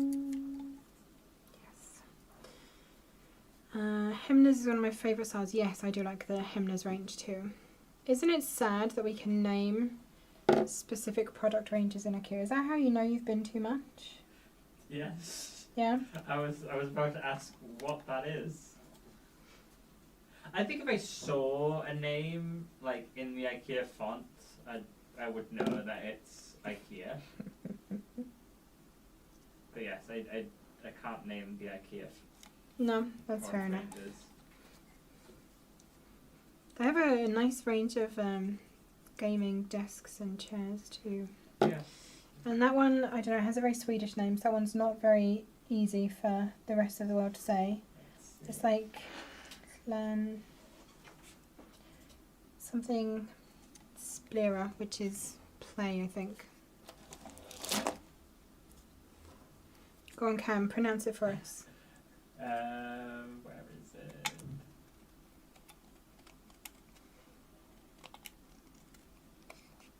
I'm trying to find it now. Far from shooting. Good one, Mo. I like it. I think it's called LAN something. LAN. Oh, there's a few, and I am going to mess all of them up. Okay. There's Utespelare.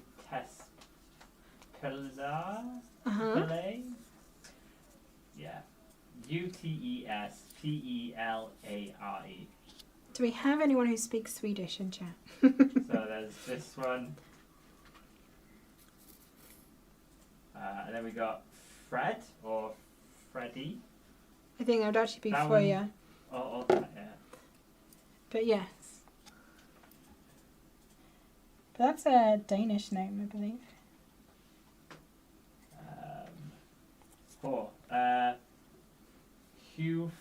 Hufud Spillar. Yeah, I think Spillar means play, right? Yeah. I have a feeling.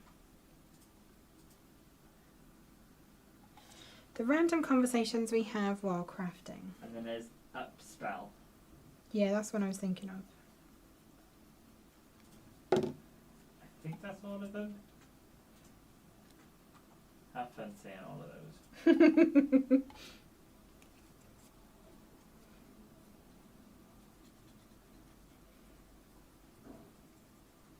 Yeah, I think that's all the names. There are like, it's a combination of others. This Stirspell. Okay. A match spell. Well, we're going to have to ask someone to translate all these for us now. Okay, last bit. If no one's got the sound on and they're just reading the comments, they would have just seen. See you reading out the IKEA catalogue. Yeah. Yep.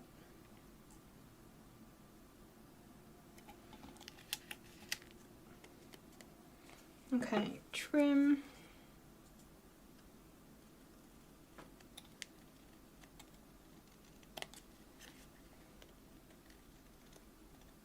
Should really get you doing these too, Cam. Speed up. No. Bucky's. Why are we talking about Bucky's?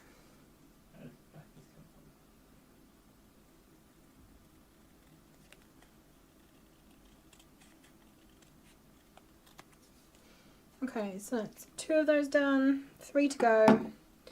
I'll try and speed up a bit because we still have die cutting to do. Well, Mary's never seen an IKEA store. Wow. Eva had never been in an IKEA store until we got together because they don't have any up in North Wales. I don't know what their closest one is. Maybe like Liverpool or Manchester. Mm-hmm. But yeah, so she had never gone to an IKEA store until we got together. And now she loves it. It's a good excuse to go out for the day, have lots of ideas, and eat meatballs. Cute. Thank you. Thank you, thank you. Yes, to have meatballs or plant balls. Well, I think the furniture we had was getting a new mattress. Because one, it was trying all the mattresses out. And then two, it was getting the big trolley to put the mattress on. And then Eva decided that was a great opportunity for her to hitch a ride. And me push her everywhere. And then it was trying to fit a king-size mattress in a small Kia Picanto. Oh, now that is one of my favourite sports ever. Like, when you get your stuff to the car, and you fit it all into your car, and you then have a sense of smug satisfaction that you did not overshop and forget how small your car is. But then looking at all of the other people that are playing rubbish Tetris, as it is otherwise known, trying to tessellate all of their freshly purchased IKEA products into their very small cars. Yes. Good times. What am I missing? Plaid and... Nope, done that. Wood grain. Wood grain, of course.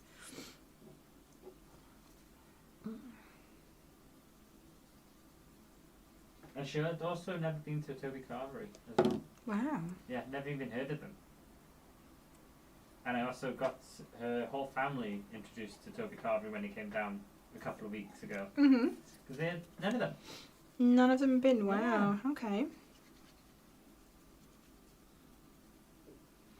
So, do they have particularly good vegetarian options in Toby Carvery?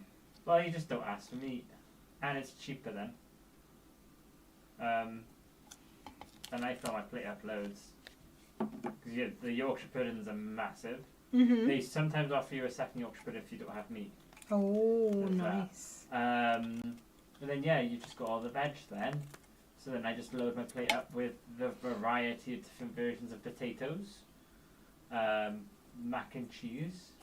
Nice. And the peas and carrots, because that will be the only veg I will be putting on my plate. Because everything else sucks. No, they don't have broccoli. If they had broccoli, I would put that on there. They don't. They don't have broccoli. Stuffing as well. Got to put some stuffing on. And then some cranberry sauce on the side and loads of gravy. My plate is normally packed. I am getting that impression. Well, all you can fit on one plate for what the price of... I don't even know how much it is these days. £6? Something like that? It's not bad. Cars with wood grain panels are called woodies here. I don't think anybody makes those anymore though. No, I don't think wood panelled cars are really a thing. More likely to be carbon fibre these days.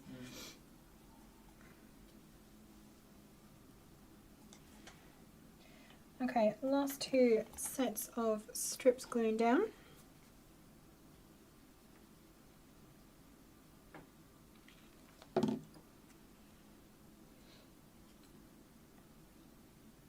Does anyone do batch making of cards? Is it something that you guys do regularly? Or do you just tend to make serious, like, one-off masterpieces? And do you have any top tips for batch making if you do? Bye, Mary. Thanks for joining us today.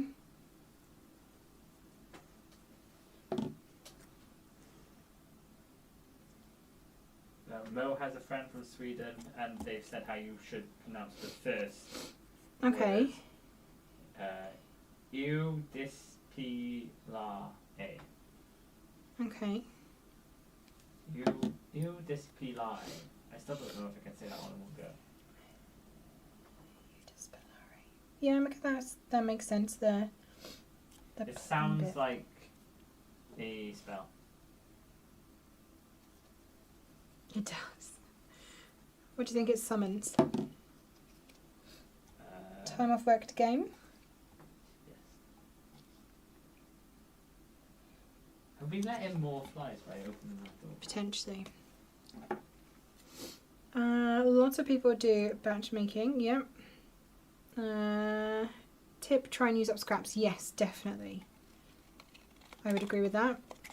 Like I say, I wouldn't normally be cutting into fresh sheets of pattern paper to cut these strips. I would be using up the little strips that I have left over from other projects for sure. Okay, last bit of gluing, and then we just have some die cutting and assembly to finish.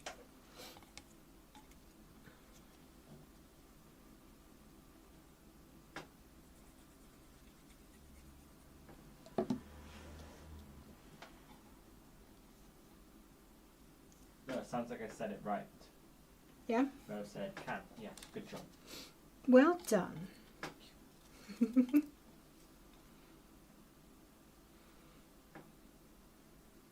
Has anyone started making their Christmas cards yet? Have you, Cam? Yeah. Silly question. Anna's batch making at the moment. Traditional decoupage where you have to cut the pieces out yourself. Time consuming, but I enjoy it. Oh wow, Anne. Batch making decoupage cards, that is, you know, serious love for people. I'm guessing these are the cards that you give to the people that you like the most. Michelle says batch making. I feel like a failure when I work for an hour and only have had made one card. Yep, I can understand that. And said she prefers to do hers one at a time, but she's quite happy to repeat them another time. Okay. So you don't mind coming back to a design and doing it all over again? Janelle does 2 at a time because I do 2 Christmas boxes. Of course, yes. Janelle makes cards and gives them away.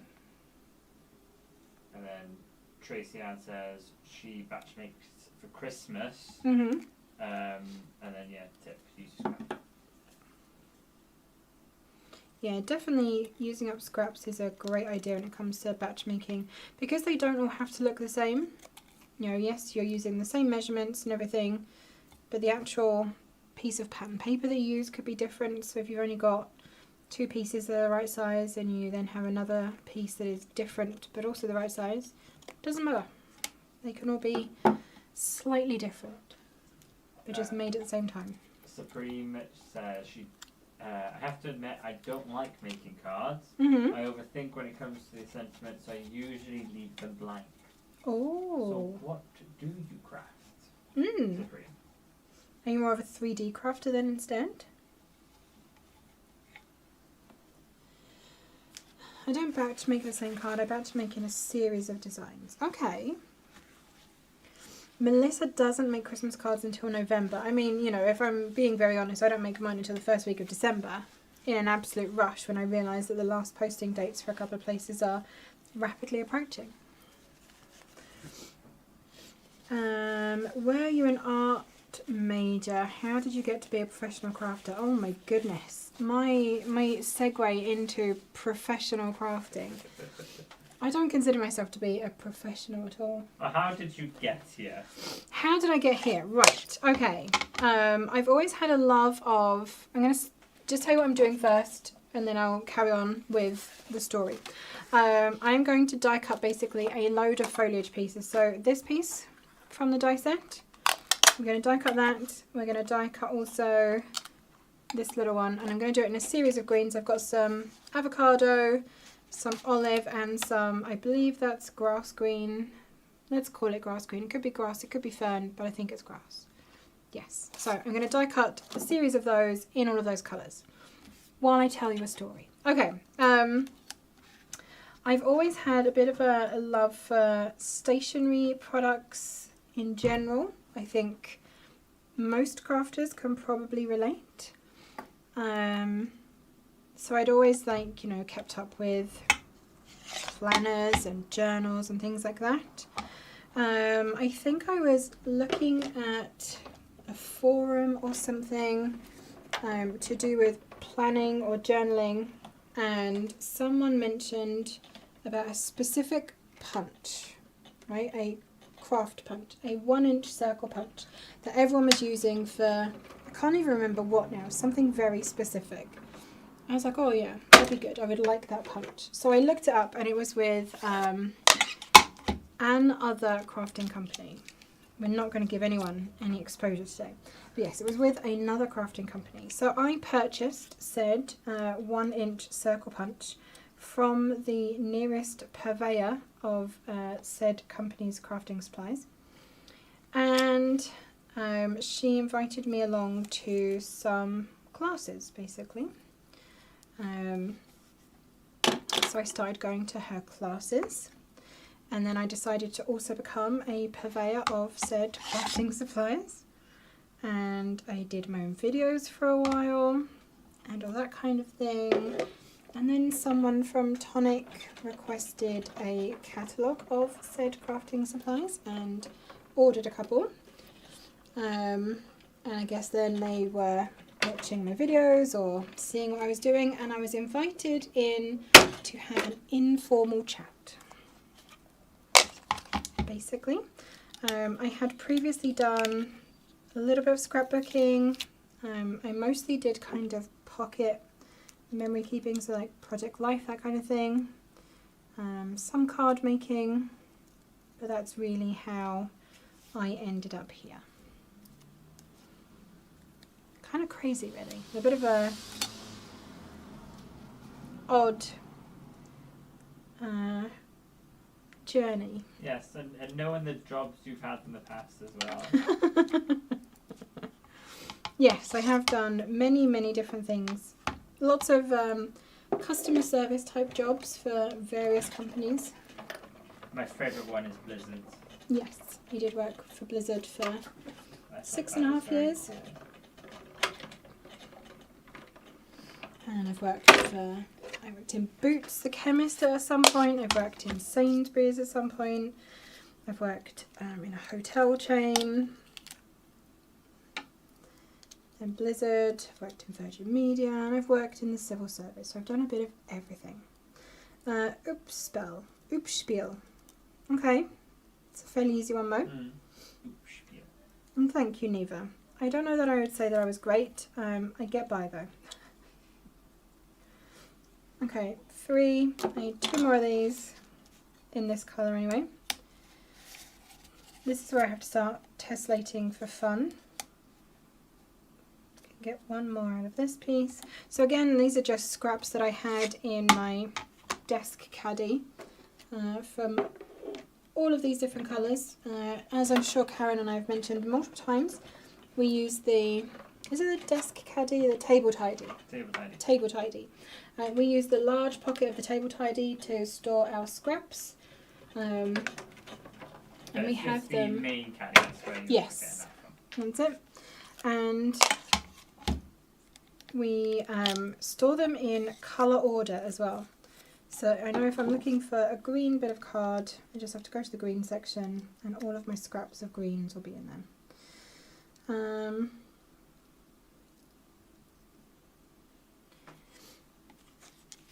I'm learning Swedish words. I have no idea what they are. Well, now you can go and order yourself a new desk in IKEA, Mo. Where am I up to? 4. 1 more of these. I loved Blizzard until the fast food places knew my orders by heart. I had to give up WoW and Final Fantasy Online. I've never played Final Fantasy. I am,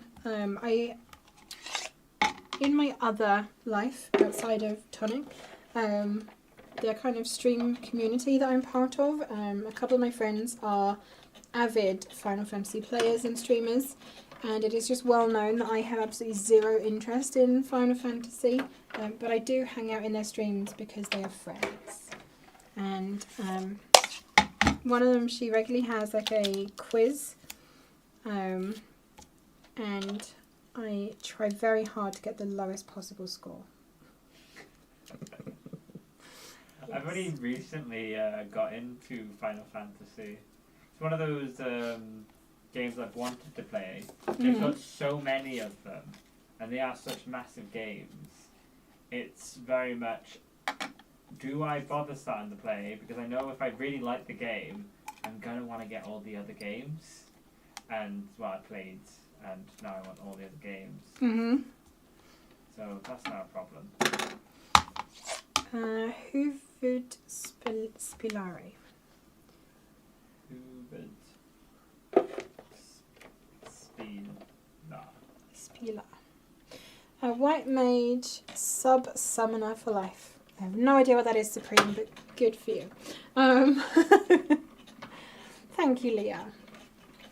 Thank you very much. What's Blizzard? It is a game company. So Blizzard are responsible for World of Warcraft and Diablo. They're probably the games that you would know them most for.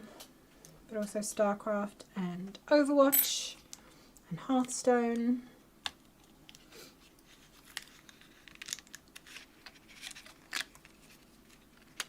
These are the finest little dies, and I love them. These little frondy pieces. Obviously, I'm definitely not cutting 2 dies at the same time. We are not seeing that. Dairy Queen came to mind when I saw Blizzard and food in the same sentence. Yes, indeed. I've never actually been to a Dairy Queen, but that was also my first thought. But yes. The other Blizzard. StarCraft was nice. Good story. Yes, I enjoyed StarCraft actually. StarCraft 2 I played a lot of.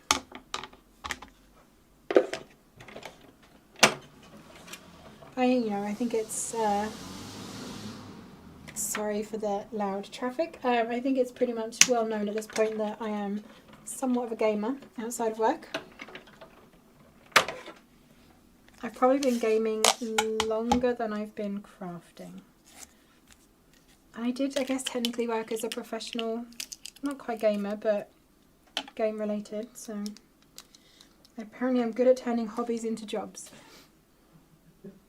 That's what everyone wants, I guess. Putting you on the spot, what's your favourite job? Favourite job? Yeah, just reminding you you're on camera and everyone can see you. Absolutely, it's working for Tonic, obviously. Yes, no, I do very much enjoy what I do here. There are no days the same, which is sometimes a blessing and sometimes a curse, but mostly a blessing. And I get to be involved in a lot of things. So kind of products from inception to testing and release as well. Which is a lot of fun. Do you, when someone asks what you do for a living and you say what you do, are people like genuinely interested? Do they ask questions? A lot of people just like blank face at me like, you do what? Well, I was having this conversation with Evie yesterday because whenever someone asks what each of us do for a living as a couple, Eva says hers and everyone's always very genuinely interested, and then I'm just like, oh god. I'm like, it's not as cool as Eva's, I do this, and people are like, oh. But at least you have a job title that is translatable. Like you deal with a website. What I'm on about. Like if I say my actual job title, people don't really know the term e-commerce. Okay. And then I'm just like, oh, it's an online craft store. I deal with the website, and then like, oh, okay. That's it. Like and then they go directly to Eva, and then start asking her a million and one questions about her job. But that is at least easily explainable. That you deal with a website. You know, most people will get what that is. If you start trying to say, well, I work for a company who makes products that you use to craft things with, and my role in that company is to test the products and make things with the products and go on the YouTube channel and demonstrate the products, and they're just looking at you like, you do what? The only things they really understand are YouTube. Oh, you do YouTube? Yes, yeah, I do YouTube. Mm-hmm. Hold on. So, And Taylor is a gamer too. She plays strategy games where you collect resources. Nice. Are we calling crafting a strategy game where we collect resources now? Dairy Queen does chicken and toast in an ice cream store. Okay. Like we don't have Dairy Queen over here. It will surprise absolutely nobody, I'm sure. So all I know of Dairy Queen is that they are predominantly known for ice cream and blizzards. Dairy Queen tacos? I mean, if they're ice cream tacos, I'm there. Supreme says she can't do D&D. It seems so intense. I'll stick to Pokemon, God of War, Mortal Kombat, etc. Nice. Thumbs up. Tracy Ann tutors maths. It's a superpower, but I love the students. I haven't found a way to make the same kind of money using arts and crafts. Yeah, I think if you can find a job in the craft industry, you hold on to that with both hands, for sure. Probably the same in the game industry if you're a gamer. I'm going to close that. Yeah, we don't need to hear the bins being emptied. Absolutely not. I've never got into D&D. Funnily enough, working somewhere like Blizzard, where you are surrounded by kind of the geekier end of the spectrum of people, there were a lot of varied hobbies. Definitely a lot of D&Ders amongst them. Funky is a professional presenter, videographer, editor, product tester, tech supreme solver, marketing expert, something. I'm trying to think, does that cover everything I end up getting involved in here? Probably. Thanks, Num. I'll put that down as my job title next time I'm asked. Wasn't there a legendary influencer? Oh yeah, I do that as well. Sorry, Leah. Taco ice cream that's sold in the freezer section. Have you seen like the ice cream nachos that people make? So like broken bits of waffle cone, and then you put scoops of ice cream over the top, and then sauce and sprinkles. I must try. Yeah, I would like that. Okay, I'm coming to the end, I promise. So I'm die cutting now my last bit of foliage. Thin cookies. Oh yeah, thin cookies would be good too. And I've done this so much now that it's time to get stuck in my plate. Just cookies and chocolate sauce, but like proper chocolate sauce. We're not talking about that nasty, thin chocolate syrup. Yeah, it's... No. I feel like the taste is too... what's the artificial. word? Yeah, artificial. Agreed. Not a fan of that stuff. We've shut the fly in, Cam. It's hovering. Yeah, exactly. A thin version of ganache is what we want on our ice cream nachos. Thank you very much. And after it's yes. Klondike Choco Tacos. Is that what they're called? Oh, okay. All these things that you guys have in America, like I don't think I've ever seen taco ice cream. No, and when in a British supermarket. Like if you ever come across that, it's those very like influencer restaurants, you know. Mm-hmm. You know when they say like, oh, the best place to get dessert in London. Yep. Yeah, it's kind of like 1 in a million kind of place to find. They're like mainstream chain restaurants who do it. People put McDonald's fries in caramel ice cream sundaes. That's weird enough. That is weird. But I kind of get it because everyone loves that kind of sweet salty thing. No. I get the sweet salty thing. I just don't get putting fries in ice cream. Yeah, I like mayonnaise on my chips, not ice cream. No, I have a friend who does it with a milkshake as well. And one time she dipped a cheeseburger into the milkshake as well. I was like, you know what? No. I'm walking away. I'm not being a part of this. No, cheeseburger and milkshake isn't. No. What are you doing? That's horrific. Okay, 2 more of these to cut and I'm done, and then we're pretty much onto assembly. How long has this taken? Maybe an hour? Well, it's 2:30 now. We started at 12. Okay, maybe longer. I would say like an hour and a half. I don't know how long you would say like highs and. Yeah, that's true. Week. You may or may not have tried that when pregnant. What, dipping chips into ice cream, Leah? I mean, you know, I think you get a free pass when you're pregnant though, right? I don't consider anything that is chocolate flavouring. It's got to be the real thing. Yeah, exactly. Exactly. If you're calling something chocolate sauce, it should actually contain chocolate.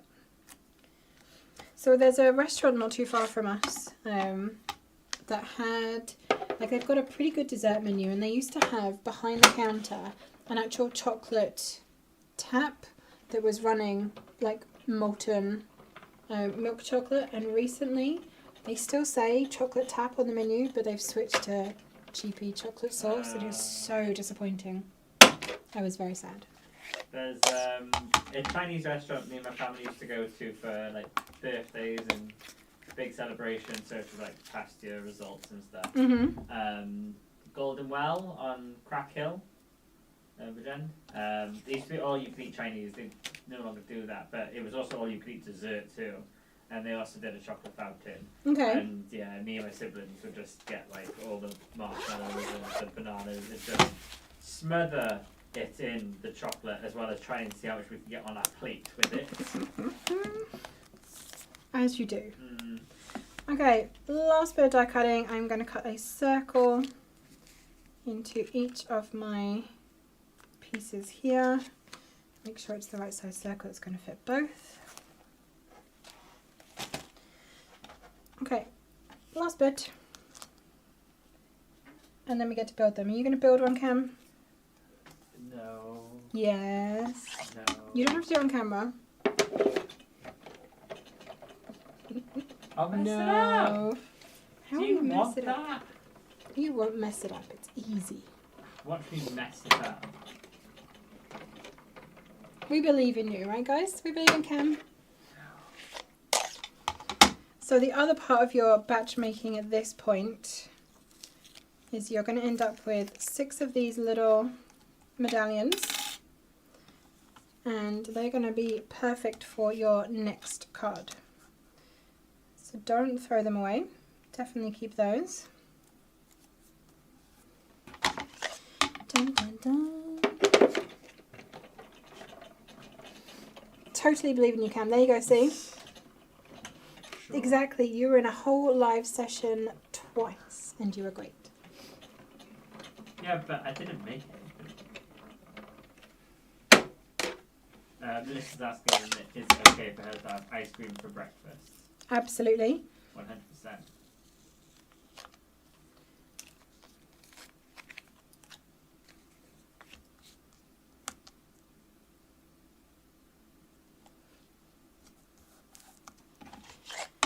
So Leah is actually saying that she did the burger dip when she was pregnant. She normally has chips and milkshake anyway.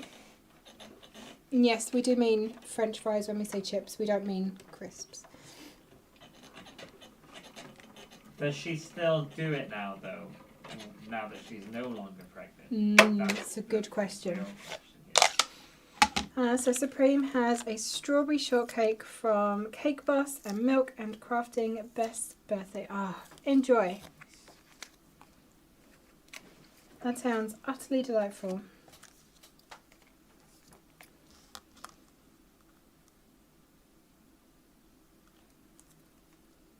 Tell you what, I am getting really hungry now. Mm-hmm.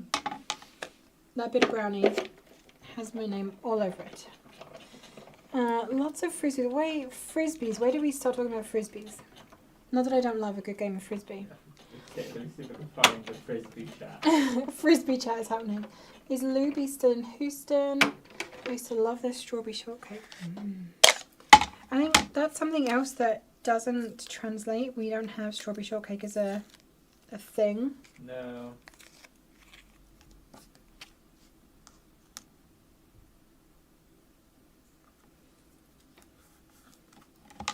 So Quico said, we play frisbee golf, lots of fun and great exercise.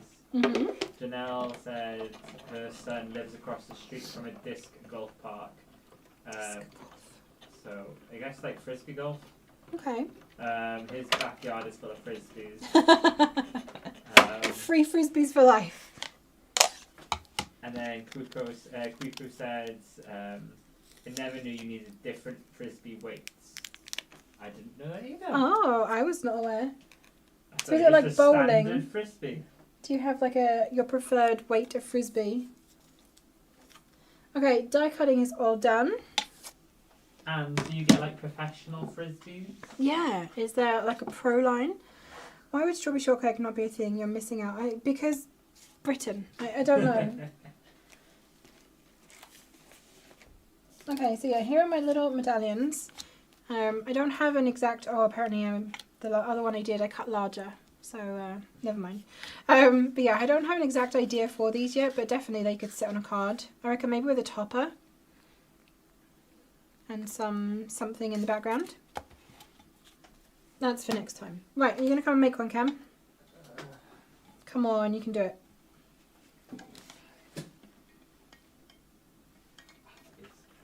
Have you read Mo's comment on her being pregnant?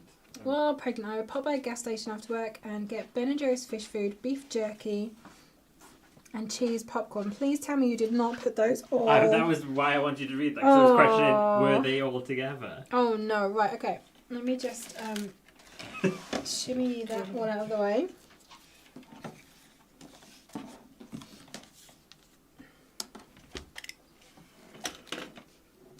Thank you very much.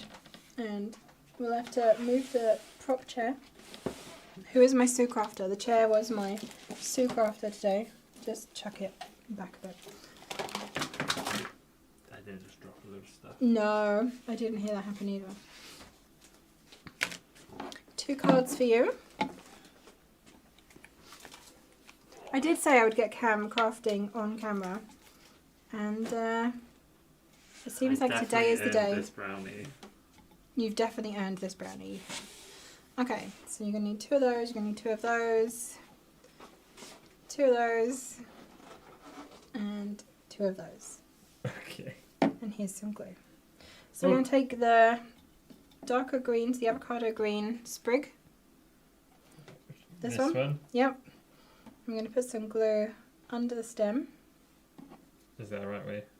Is it that way? That way? Yep. Yeah. To this step. Everyone's saying they love how enthusiastic you look. Thanks. That's it. Just there? Yeah, that'll do. Oh, okay. And then basically we're going to stick it kind of at an angle over the olive one. Doesn't really matter. Make it up as you go along. It's going to be hidden. So you end up with a enlarged sprig. So, like there or something? That's it. Yeah. Pressure. Cam has left it on the thumbnail on purpose. I know, he's picturing pictures so you can't really see him. It's okay. I'll show his cards once he's done.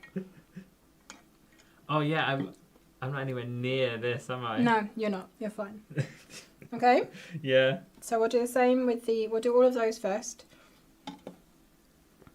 So a bit of glue on the thick part of the stem. And then, it doesn't have to be the same on each one either. You can alternate, make them different, go wild.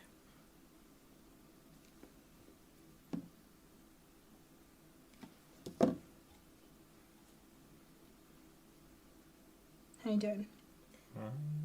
Excellent. So my hands have got glue all over them now. I say my hands, my fingers have got glue on them. Yeah. Okay. Yeah.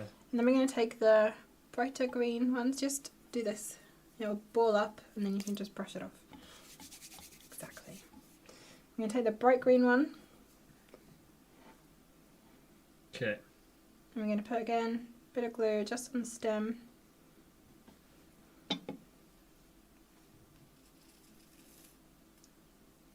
That's it. Okay. And then we're going to add that in to our little bundle.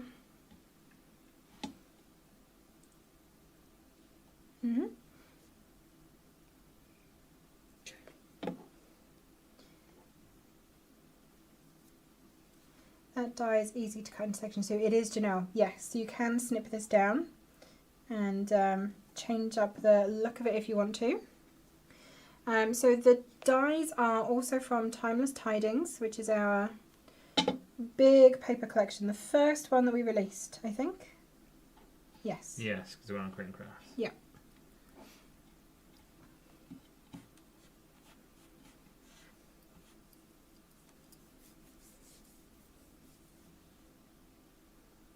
Eva has felt a disturbance in the force. Mo has also confirmed that she didn't eat them together. She's not a monster.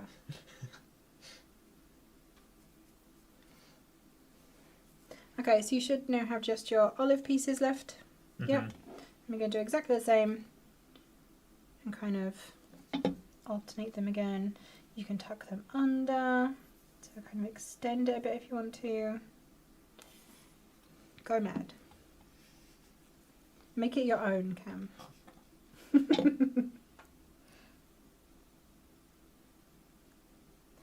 The fly is back again. I had to cut them down to get them to go in a circle for a wreath. That's a nice idea too. These would make a perfect wreath. It's a fir tree branch, not a fern. Yes, it is. It's a bit of a, it's a nice fern bough. And not the kind that you fill with meat or vegetables. Okay. Got your little clusters. Now we're going to take our die cut circles. We're going to make sure that the patterns are going this way. We're going to flip it over. Through them? So yeah, this way, side to side, okay. Not top to bottom. Yeah. And we want our cluster to sit in this corner, which is going to be here. So we're going to put a bit of glue in this corner. Did I give you a half empty glue? Sorry. And then take one of your clusters and stick it inside.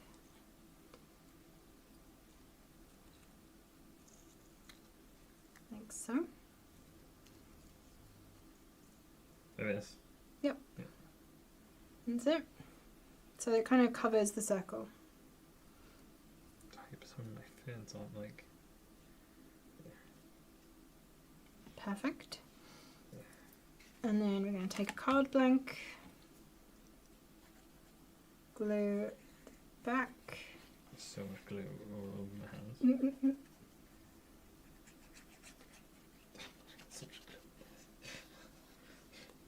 It's fine. I'm going to put some drops on it. Okay. You can cover it with drops. What do we say about mistakes, Cam? Stick a bow on it. Excuse for embellishment. Okay. I had to cut them down to make it. Yep. Neva or Nevada, as my autocorrect wants to name you. Oh, I love autocorrect and also hate it in equal measure. So yeah, glue all across the white part of the square on the back. Okay. And then we're just going to glue it to the front of the card. You can do it, Cam. We believe. We believe. Nevada is her Tonic After Dark name.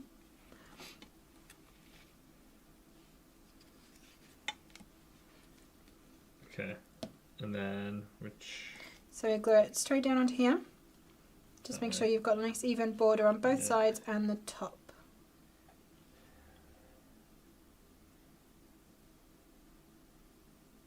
That's it. And then you just press it down to make sure that it has got good contact. I also always shake the glue bottle, and that always happens to me when I'm recording videos. Yeah, exactly. Always, like, top tip, don't store it like that. Put it on its side, because otherwise it's pulling away from the nib. That's why we all put our glue down like this. Oh, I just naturally did it. Maybe I'll make a tree with the die. Oh, that would be a good idea, Neva. I like that idea.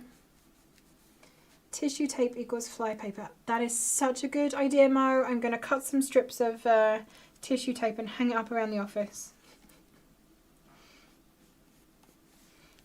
Okay? Yeah. And then we do the same again with the next one.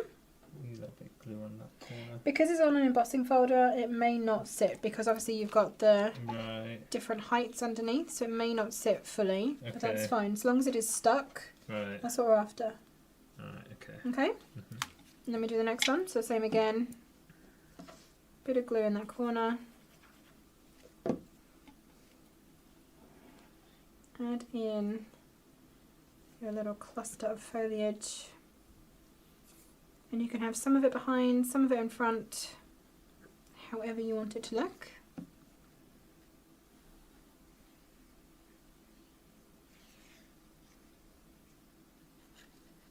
You're doing very well.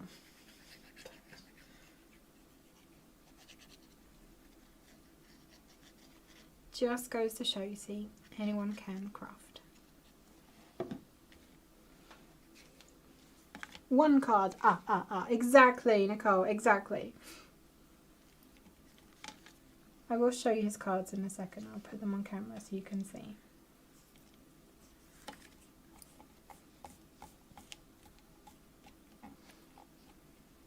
They're coming together, right? So batch making, I guess, it may feel more time consuming as you're going through because you're doing multiples of everything. But then when it comes to assembly, you then end up with 5 cards or 6 cards or however many you've batch made. And it kind of makes sense at that point.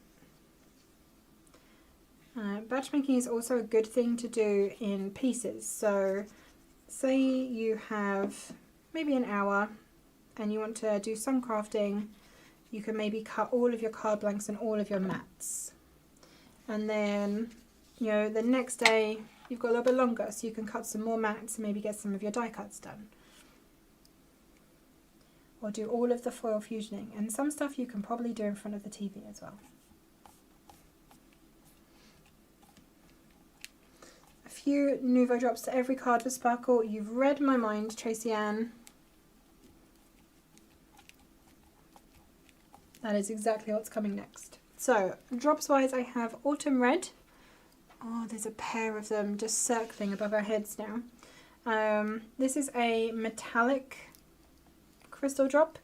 And I'm going to add just 3 drops. So I'm going to do one here, one on the foliage, and then one here. Just like so. So, one on the foliage, and then a couple just on the edge. Do you want a test piece of card? There you go. Yeah. Give it a try 6 first. years I've been working here and I've never dropped a drop. You've never dropped a drop? What the heck? 1 card. 2 cards. The flies are trying to see what Cam's doing. Yeah, I know. They're very confused, just like you guys all are, I'm sure.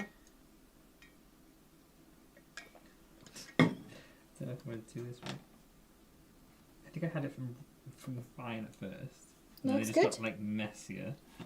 So when you're squeezing, don't have the nib too close. That's it. Perfect. Just like that. So 2 on the edge and 1 on the foliage, and a nice thick bit so it doesn't fall through. Right, so like one there. Yep. And then just a couple around the outside of the ring. Dropping drops requires little skill. Cuzzy Cam. Yes. Cam can do it. So there's the one that I'd made earlier.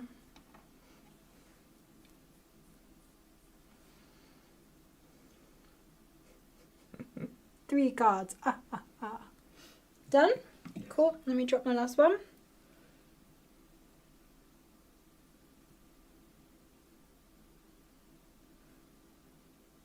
Like so. Put the lid on. And there we have 1, 2, 3, 4. And then Cam's cards. See? Cam can make cards too. 5 and 6. Batch made cards done. Round of applause for Cam. thank you. These are Cam's cards. Are you going to take these home now and send them out to people? No. No? Oh, okay. No, you can have them. Or are you just trying to get rid of them? No. Not at all. I think you did very well. I can still see the glue there. It will dry clear. That's the beauty of glue. It dries clear and you can't see it. So there we go. Batch made cards done. 4 cards. I'm gonna move that out of the way. So Yes, no one don't gets their arms in it. don't put an elbow in that. Right, we have to do a very quick here's what's coming next week. Which is going to be fun considering what I have to show you for what's coming next week. Where did I put my cards? somewhere under all of this mess. Here it is. Got him. Okay. I'm going to go back to my seat.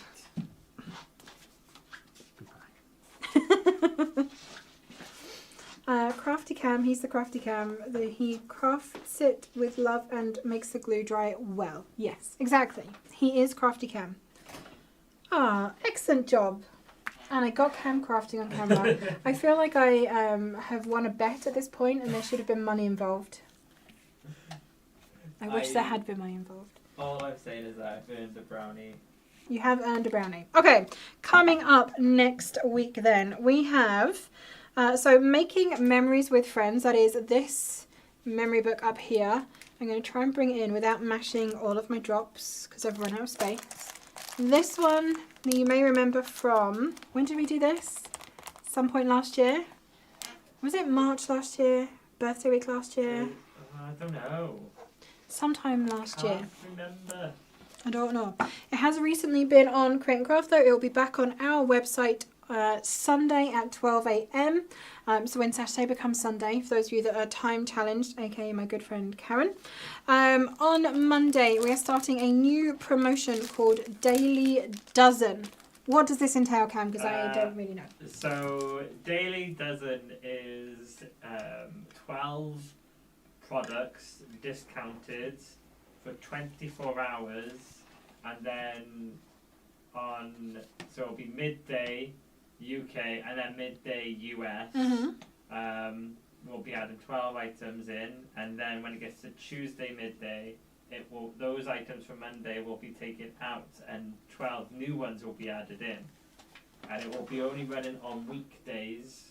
So when it gets to Friday, there will be 12 items added in, and they will be running until Monday. So that's the only time where it's no longer 24 hours. So hopefully I've explained that right, and hopefully I've also understood it. That's always the fun part. So yeah, Daily Dozen, 12 discounted products for 24 hours only, and then it switches. Oh my god, go away. So that starts on Monday for you. We also have a 25% discount code for tools. Is that starting Monday at 12 a.m? I believe so. Okay. Well, it'll be on Monday. On Monday. So tools 25 is going to be your discount code for that. So definitely look out for that. It's manual. You have to do it yourself. It's a manual code, right? Okay, one you have to add yourself. Good to know. We then have a Create and Craft show on Wednesday with Jodie. She's back. The lovely Halloween collection that you can see down here. So our pumpkin cauldron witch's hat set is going on to Create and Craft. In case you missed it on birthday week, it is coming back for you. And it's going on with something that you haven't seen yet. And I'm not going to show you the whole thing because genuinely we just don't have time. I'm just going to show you this. That's all you get to see. But that is going on to Create and Craft on Wednesday with Jodie. Definitely go and watch. You are going to want to see the rest of this. It's the last paper collection of this year. It is beautiful. It is like blues and browns and oranges and watercolory and delicious, and we love it. So go and check that out. I don't have times yet, but we'll try and mention them on Monday, what time they are going to be on Wednesday for you. We will of course be back on Friday. It's definitely Karen's turn to do some crafting next week, so if you're watching, Karen, good luck. I hope you've got a good idea. We'll be back, yes, Friday with the Weekender at midday. We'll be back on Monday, of course, with Start the Week with the Craft Room as well. Phew. That's going to match a harvest pattern at the detail. It is very pretty paper. You are going to love it. Pumpkins, sunflowers, foliage, acorns, all of those kind of lovely harvesty, autumnal, fall things going on. When on Tonic, roughly 2 weeks. So with anything that goes on to Create and Craft, it'll be roughly 2 weeks later that it is on our website. So that is it from us for today. I'm pretty sure we've taken up more than enough of your time at this point. Thank you very much for joining us. Other paper set is next year. Which other paper set, DCI here? I'm confused now. Because we've done 5. 4 Christmas and 1 harvest. So what do you know about? Yes, thank you very much for joining us. Don't forget, of course, if you are shopping on our website, if you are a Tonic Craft Kit subscriber, you do get your 10% TCK discount off every order. So, you know, make sure you are utilising that. And if you have been on the fence about joining our Craft Kit subscription gang, oh my god, I can't get my words out, definitely do it. You're going to want that discount. Is shipping more expensive when we buy a guillotine? I tried to check out and shipping was half the value of my cart.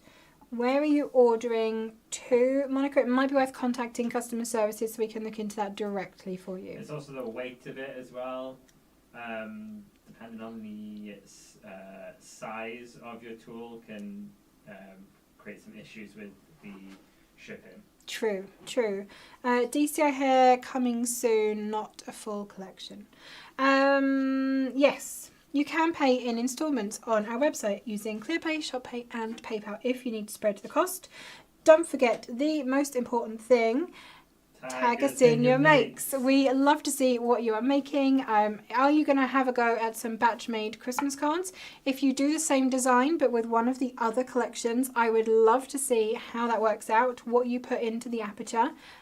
Do post them over on our Tonic Studios official Facebook group, or we are across the rest of social media. We are at Tonic Studios and you can use the hashtag #ShowTonic to show us what you have been making. Make sure you have given this a thumbs up if you are enjoying it, if you have started making your Christmas cards, if you don't make any Christmas cards, if you're considering making Christmas cards, whatever, give us a thumbs up. Make sure you're subscribed to the YouTube channel or following us on Twitch, and hit that subscribe button notification bell. Ding. Thank you, over on YouTube, so you'll be notified every time we upload a video and when we go live. I have clearly lost the gift of speech at this point. Hi Janice, bye Janice. So it's time for me to go and eat some food, a brownie for sure. Thank you everyone for joining us and we'll see you all again very soon. Happy crafting!